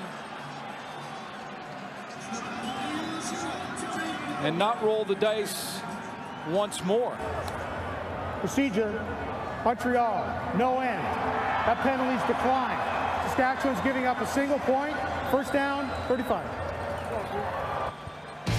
So it is a single point, and it is a 9-point Saskatchewan lead.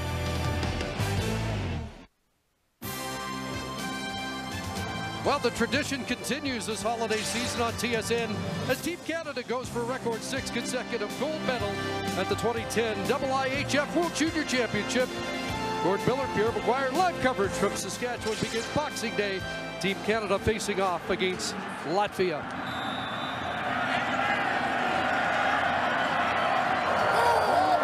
So they give up the single, but they get the football at the 35. And Durant play action. Dipping it off. Here's Andy Fantuz, one-handing it up to the 45. And a first down. Good motion before the snap, as we talked about, something Paul LaPolice does well. There's the play action and that zone read play again to freeze the linebackers and the halfback. They get to the outside because of a crackback block from the wide receiver for Saskatchewan's. Fantuz is wide open. Paul LaPolice comparing Fantuz to Milt Stegall in his ability to get open. 5 catches, 67 yards, and now Cates, who's chewed it up today. Wes Cates having one of his most prominent games of the season for the Saskatchewan Roughriders. Joel Bell and Mark Parenteau at the point of attack open up a nice wide hole on the very same looking play as they just ran to Andy Fantuz, but this time they're going to give the ball to Wes Cates up the middle, and watch number 57, Mark Parenteau, the right guard, step into the hole and just roll right here. The linebacker in Diamond Ferry to the inside. That opens up a nice seam for Wes Cates. 17 yards, 79 on the day for Cates, who had only 67 combined in 2 starts. They pick the reverse, and Walker gets the edge. Duran Walker. Well, Paul LaPolice now pulling plays deep out of the playbook against this Montreal defense. They have motion going in both directions. I believe it was Rob Bagg coming from the right of your screen in this direction, and from the opposite side, Duran Walker comes, and he's the guy who's going to get the ball. Awful confusing for the Montreal defense. There's the underneath handoff. They got Bagg coming the other way just in case Walker wants to flip it to him on a double reverse. And that has the Montreal defense chasing. Yeah, the old fake double reverse. And it works for 18. Duran Walker's first run of the year. Back to Cates, straight ahead. And a Potential touchdown saving tackle by Davis Sanchez. The Montreal Alouettes this year ranked #1 against the run. And Wes Cates, who his coach said had a very good season despite not making it to that 1,000-yard mark, is now starting to become a huge factor in this football game. And the blocking up front, outstanding. Chris Best and Gene Mikowski. Here's the defensive coordinator, Tim Burke of Montreal. His defense has allowed only one 100-yard rusher all year. That was Martel Mellon, who made the most of it, 200 yards plus. Darian Durant, it opens up! Touchdown!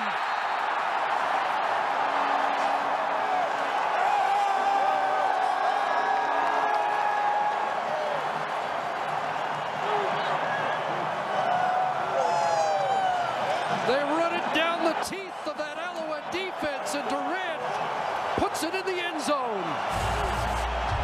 It's all about drawing up the X's and O's. You're going to see motion this way from Rob Bagg. Fake there. Then Cates up in the middle is going to lead it up, and he gets a good block on Raymond Guzman at linebacker. And Darian Durant finds pay dirt.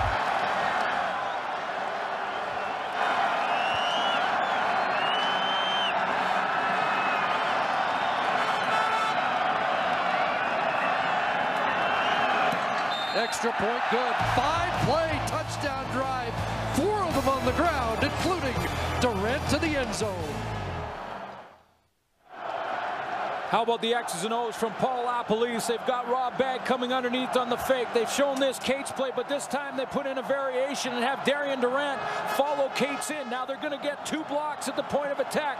Mark Parenteau right there. He seals the deal. And watch Cates come up on the linebacker because Darian Durant needs one more, and he gets it right there. Now it's all Durant and speed and determination. That want-to factor from number 4 to beat the last defender to the goal line.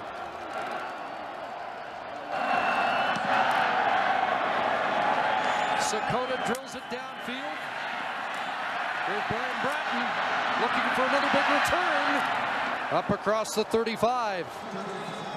Touchdown for Darian Durant. He has run 4 times, 57 yards and a major. And 4 of the 5 plays on the drive were runs after the catch by Ventoux. Couple of fakes to Wes Cates. That time they gave the ball to Wes Cates.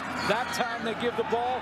Fake the double reverse to Duran Walker. Little Wes Cates up the middle. I mean, this is textbook X's and O's from offensive coordinator Paul Lapalisse. What a drive for Darian Durant, and they needed the pushback.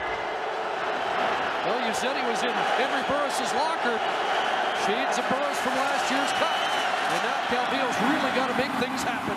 Coburn over the backfield, cuts it back, and a big play down inside the Rough Rider 50-yard line. And now all of a sudden you see that sense of urgency from the Montreal Alouettes. They see this one slipping away, the heavy favorites coming into this football game, and they've watched the Saskatchewan defense really dictate the pace when they pushed them out of field goal range, and you can see the sense of urgency now. They know it's slipping away. They've got to get it done right now. 26 for Avon Coburn. He's been their most dangerous weapon. And he's got the ball again, right side, slashing to the 40. Number 6, Coburn again gets the ball, 70 yards. 7 for Coburn, who last year was on pace for over 1,000 yards rushing and receiving. Unprecedented in CFL history, and stopped only by an ankle injury. The only issue now, Chris, when you're going to that running game and Avon Coburn from Montreal now is that the clock becomes your enemy. You start to run the ball, that takes more time off the play clock. Under 9 to go. 2nd and 2, 2.5. Coburn again left side, and he'll have the first down. You think back to the turn of events here. Brian Bratton brings that back return, and Gary Echeverry's defense responds. Anthony Calvillo had great field position. Echeverry's defense stops him, and not only stops him in that instance, takes away the momentum by pushing them out of field goal range. Damon Duval has to punt. They give up a single, and all of a sudden Darian Durant takes it down the other end and makes it a 27-11 game. This defense has come to play. Montreal first down. Quick hitter. Knocked down and almost intercepted. And Josh Burke mugged Stevie Baggs, who thought he had a shot at an interception. He wanted to get some kind of interference call, because you're right, Josh Burke, if not for tackling Stevie Baggs off the edge right at the left of your screen. And it's Tad Cornegay that knocks this one up in the air, but watch the tackle, 59 pulling down number 90 from behind. This was an issue for Anthony Calvillo in the Grey Cup a year ago with 4 knockdowns against the Calgary defense. 3 by Mike Lopinjo, and the Alouettes will tell you that was the difference in last year's Grey Cup game. 2nd and 10.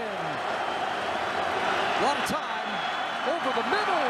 Brian Bratton's got it inside the 5. Working on Omar Morgan, and the Alouettes have life. The safety, James Patrick, is going to get frozen here because Jamel Richardson comes on a crossing route underneath. That's going to pull up the safety, number 14. There's number 14 flash across. He's going to sit there on the crossers. Anthony Calvillo notices that, and he has Brian Bratton going behind number 14, the safety, on the post. Bratton makes a nice catch over the middle. Brian Bratton, the man Anthony Calvillo says is their most underrated offensive player. Big catch there, 33 yards, 1st and goal. Down at the 3. Coburn, touchdown.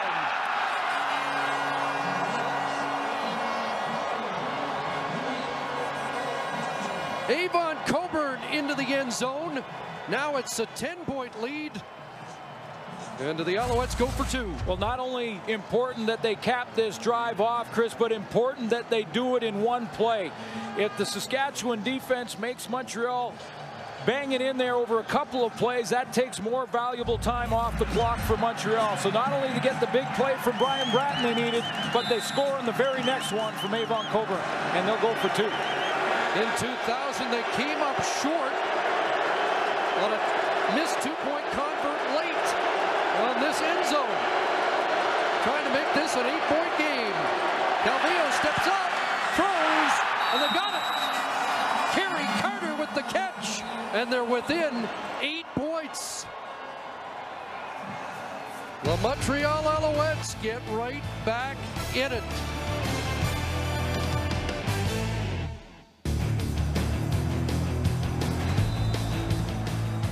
So the plot thickens here at McMahon with 6:46 left in the 4th quarter. Armstead from his 5. Follows the wedge across the 30, then a huge jolt by Jermaine McIlvaine. Well, the plot thickens because of one play, and that's Brian Bratton. I want to show you the safety, Patrick. On the crossing route here, it's actually going to be Ben Cahoon, and watch how Patrick is going to stop his feet and not backpedal. He's going to just slide with Cahoon on that crosser. Anthony Calvillo notices that, goes over the middle to Brian Bratton, who makes the big play. That's capped off by this touchdown from Avon Coburn, and then the 2-point convert from Kerry Carter. And we've got to finish.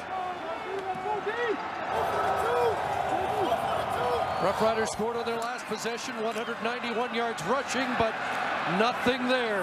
Wes Cates brought down Anwar Stewart there. And what it's all about, the Grey Cup through the stands here as the RCMP bring it down to field level. There's a lot of football to be played in this next 6 minutes. Is there ever? Starting with a critical 2nd and 10 call from Darian Durant. 4-man rush.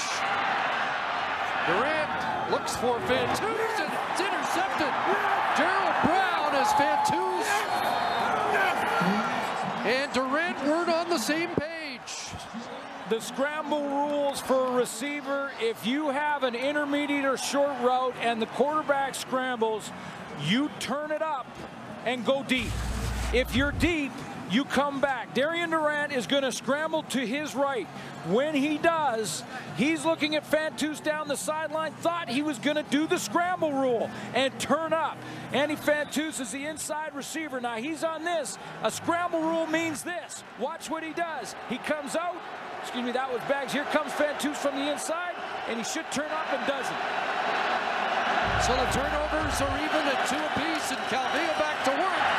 Under pressure, dumps it off. Here's Coburn.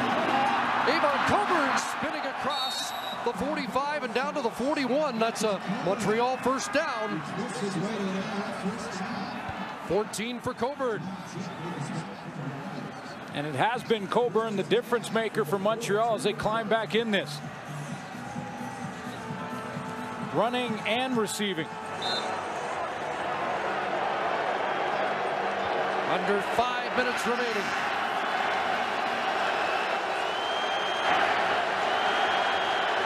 Alouettes trying to erase an 8-point deficit. Back to Coburn. To the 37, Ray Williams gets up pushing. And it's not surprising because Avon Coburn, through the bottom part of the regular season, the last few games, really didn't play all that much. In fact, in the month of October and into November, only had 39 carries. He was a little nicked, and Mark Trestman wanted to rest him for this situation right now. And has he been productive in this second half? Biggest part of the offense, 87 yards rushing, 58 receiving, 21 touches, 145 yards, 2nd and 5. Calvillo checks down. Coburn brought down by Mike McCullough. That should be a first down. See where they spot it. Boy, it hasn't been one of those games for Anthony Calvillo where you would say, this is the Anthony Calvillo, the future Hall of Famer we're used to seeing in upwards of 300 yards and all of that, but he is scratching his way back in this one and taking a little page out of the Saskatchewan book and the way they played all season, coming from behind. Mentioned that missed 2-point convert in 2000. They were down 8 late and came within that missed 2, only to lose to BC. Can't find anybody again. And he'll throw that away with Ray Williams putting on the heat. Another big postseason game for Ray Williams. Anthony Calvillo, you talked about it earlier, Chris, and how he changed his training regime. He changed his diet. He came in better shape. Felt like in the Grey Cup last year in the 4th quarter, a couple of mistakes he made were because he started to fatigue. He showed some escapability there. Ticking down to the 3-minute warning.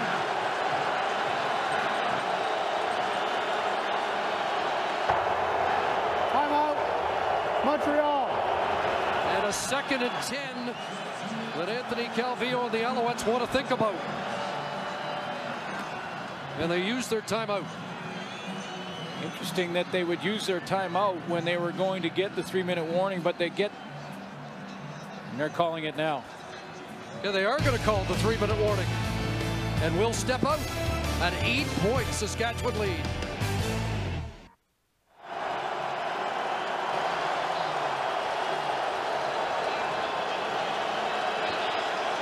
So we're down to the final 3 minutes. We're still trying to determine whether Montreal burned its timeout or whether Glenn Johnson just called the 3-minute warning. Technically, he should not have. There was still over 3 minutes left. And the Alouettes broke the huddle. We'll get it confirmed for you. Right now, the issue is 2nd and 10. Montreal fighting the noise and the heat. Calvillo pulls it down, and he'll get drilled at the 25, short of the first down. The word we're getting from the sideline is that the Owls did burn their timeout. And the reason Mark Trestman would do that is because if he doesn't burn his timeout, it was before the 3 minutes. He would have had to have run the play before it got to the 3-minute warning, which would have meant that he would have lost some valuable seconds on the clock. So he burns his timeout to save the play and some seconds on the clock. 3rd and 3. The Alouettes are going for it. A field goal here would get them within a converted touchdown of the lead, but they're going to stay on the field. A big 3rd down gamble. Calvillo throws, Richardson got it, and they convert, and they're still alive. What composure by Calvillo to throw a strike, and Jamel Richardson in just his 6th year, but really just a few years of playing full-time, is becoming an elite receiver in the Canadian Football League, because that is a money catch on 3rd down and possibly the game on the line. You surprised they gambled 3rd and 3 with over 2.5 minutes to go? A little. It worked. Inside, Richardson breaks a tackle, but into the traffic, and Eddie Davis hanging on. I am a little surprised, Chris, but when you think back to the 2008 Grey Cup Championship against Calgary with about 2:30 left, the Stampeders took possession. It was a 1-possession game, and the Montreal Alouettes and Mark Trestman and Anthony Calvillo watched Calgary take that game and burn the clock down. They didn't want to do that again. They're going after this game. 2nd and 7. Another critical 2nd and long. Calvillo steps up, unloads, Ben Cahoon, touchdown. How did Anthony Calvillo know where the line of scrimmage was? He steps up in there, Mike McCullough shows and flashes in front of him, and somehow he had the presence of mind with the pressure on him, trying to get back in this football game. He comes up the middle, Mike McCullough spying him, he steps up, and he knows he's not crossed the line of scrimmage yet. Dumps it off to Ben Cahoon, and he dives into the end zone. 3rd Grey Cup touchdown of his career, first since 2003, and now the biggest play of the game as the Alouettes try to draw even. For 2 at the time, it's incomplete, and there's no marker. Intended for Jamel Richardson and Shades in 2000.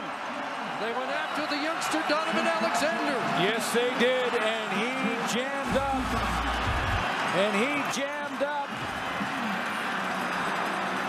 Jamel Richardson at the point of attack. Watch how Richardson tried to get inside position, and Donovan Alexander jams him. Jamel Richardson wanted a pass interference call. May have had a bit of an argument. The only reason I say that is that Alexander turned sideways. When you turn sideways, you cannot contact the receiver. If you're square to the line of scrimmage, you absolutely can. It doesn't matter now. Donovan Alexander got away with it down on the goal line. Calvillo wanted to throw the quick slant to the right. Richardson tries to get inside position. Alexander denies it. See, if you see that contact made with the ball in the air, that's why Richardson wanted the flag, and he got away with one. The former Alouette you mentioned yesterday, I'm familiar with Anthony Calvillo. I know their receivers, and obviously they wanted to work on an old teammate. And Donovan Alexander's just made one of the biggest plays, and it may be one of the most talked about plays in this game. And you could tell by the look at his face, he got away with one there. Big kickoff, and Armstead has to flag it down back at his goal line. Can he give them any breathing room while he's out beyond the 15? And now the Montreal defense will be charged with going out and making a quick stop. Let me explain again. When the defender's shoulder pads are square to the line of scrimmage like that, he can make contact when the receiver attacks, because he's not sure if he's run blocking or if he's going out in the route. See, now though, when you hold it there, the shoulder pads are not square, they're on this angle, and he grabs a little bit. That's why Donovan Alexander got away with one there. Certainly not done. Darian Durant needs a first down or 2. And he puts it in the hands of Wes Cates, and there's nothing there. Ball popped loose. Guzman up with it. I don't want to get too far ahead, but we may come to the point where Ken Miller has to make a decision. Do you kick away and give up good field position and a potential game-winning field goal? Or would you ever give up 2 for the tie? That's why this down right here is absolutely crucial. 2nd and 9. More heat on the the Saskatchewan offense than they've had all day. Durant, Rob Bagg, got to get 5 yards, and he gets drilled. Chip Cox with a punishing hit, and Rob Bagg's not getting up right away.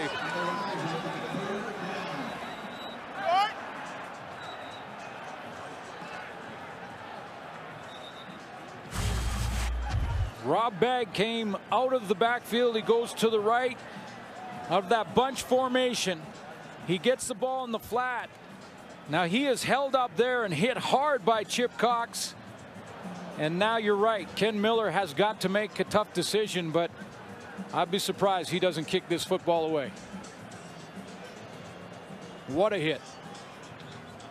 And Bagg remains down. I think you're right. They got maybe enough yards to not even consider the safety. They'll put it on the foot of Louis Sakota and hope he can continue his fine evening in this Grey Cup.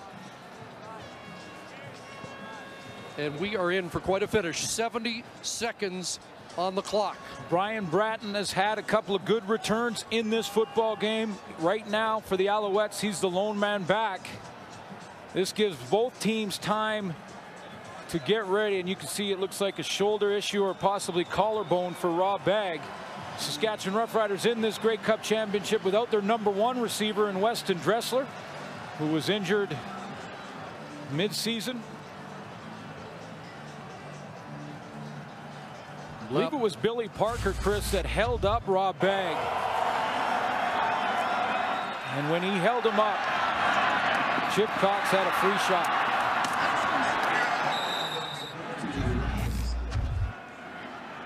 Guy who made this team in 2007 and said, you know what, I'm going back to school. And he ended up watching the Grey Cup game in 2007 as a guy who turned down the opportunity to be on the team. And he said, I have no regrets. That extra year of university football made me a better player. And obviously his night is done.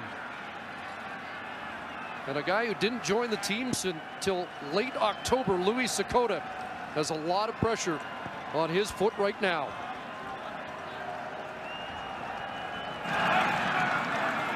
Letting the clock run down as much as they can. 1 second left. They'll use their timeout. Timeout, Saskatchewan. So Anthony Calvillo will have about 40 seconds to work with to cap the comeback. And Anthony Calvillo has broken a Grey Cup record for all-time TD passes in Grey Cup. 9 for Calvillo. And he just needs field goal range. Depending on what Brian Bratton gets here, where this punt ends up. His team trailed by 14 at the half.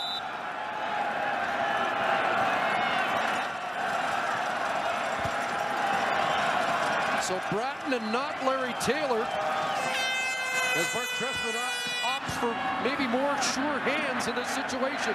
Great kick. 41, and Bratton drops it. And the Alouettes get on it, but they lose 10. Etienne Boulay saves the day for the Alouettes. Larry Taylor's sometimes an adventure with his hands, so they put a receiver back there, and this isn't what Mark Trestman wanted. Well, first of all, the punt from Louis Sakota is huge. Tons of hang time, a 59-yarder. That puts the pressure on Brian Bratton. Bratton juggles it around, the ball's on the ground. You're right, Etienne Boulay gives Montreal a chance, but now it's on the Saskatchewan defense. So it all comes down to this possession with 40 seconds left on the clock and a 2-point Rider lead. Here comes the heat. Deep downfield and out of the reach of the intended target. And again, the pressure getting to Calvillo and forcing him to throw it basically away. Yeah, and it was Ray Williams who ends up coming up the middle from the linebacking core. He's going to flush Calvillo out of there. He's got time initially. There comes the middle linebacker who's put together a tremendous Grey Cup so far. 2 more downs. Montreal's got to move the chains. 31 seconds left. Now the 13th man will try and take over.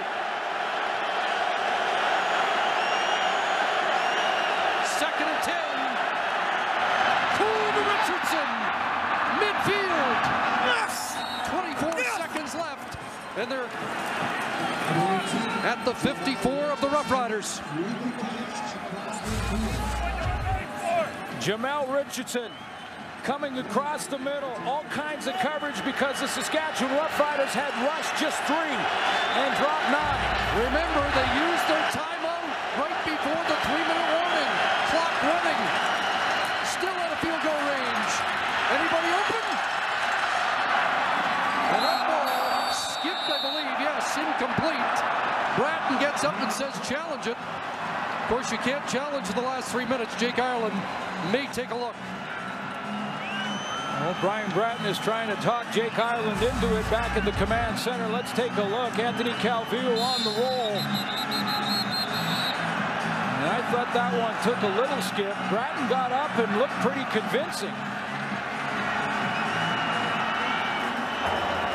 The command center is requesting that we review the play.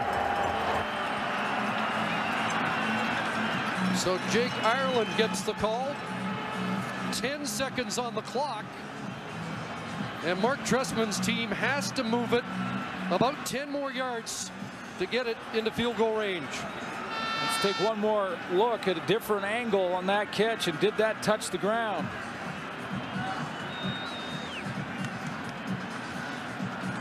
It was ruled incomplete, which means they have to see evidence to overturn this.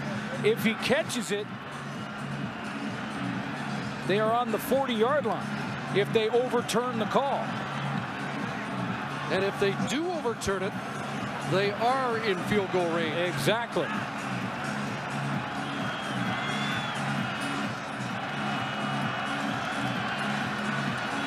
But the best angle was from the end zone, and just as the ball gets to the receiver, a defender kind of blocks the view. So it's a tough call for Jake Ireland, and it's a critical one.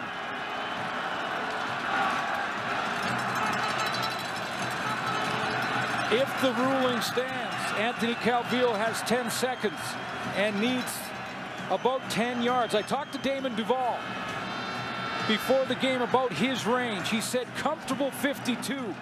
He would be obviously pushed to 55 or 60 if he had to. But he felt comfortable at 52. Now, he has not had a good game punting the ball. You wonder how much that weighs on him. The wind has buried here today. It would be at his back, it would appear. So Jake Ireland continues to deliberate. Remember, it has to be conclusive for him to overturn. Have we seen anything conclusive here? We're going to blow it up for you. And does this tell you?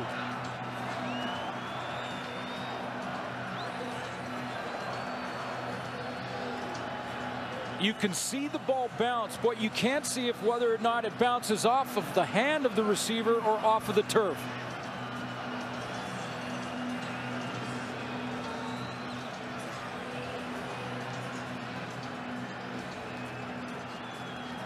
They're going to jog it back again, and sometimes you can tell by the pellets on the turf, but again. After review, the ruling on the field stands. The pass was incomplete. And I think it stands because there wasn't enough evidence. It was just too difficult to be able to determine whether or not it was Bratton's hand underneath her arm or whether or not it was the ball skipping off the turf. So again, they've got time for one more play to get it into Duval range.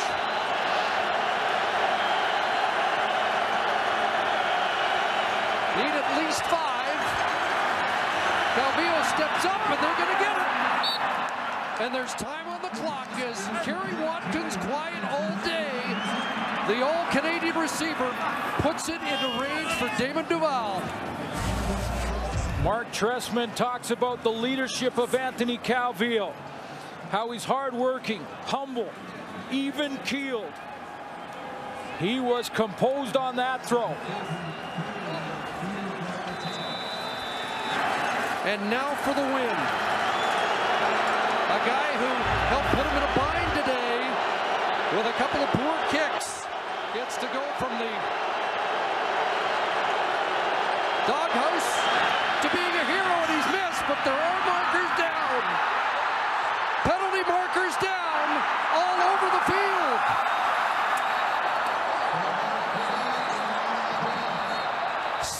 substitution at the Rough Rider bench. And if this is against the Rough Riders, it moves Damon Duval closer, and I think it may be.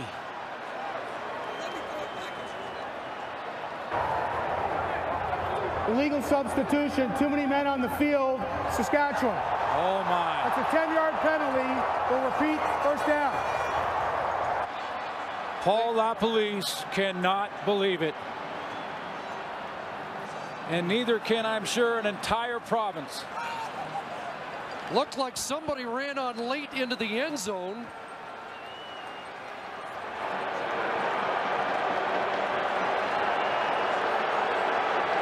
And now, Duval gets a second chance from 33 yards out to win the 97th Grey Cup. Ball down, ball through, and the Montreal Alouettes have come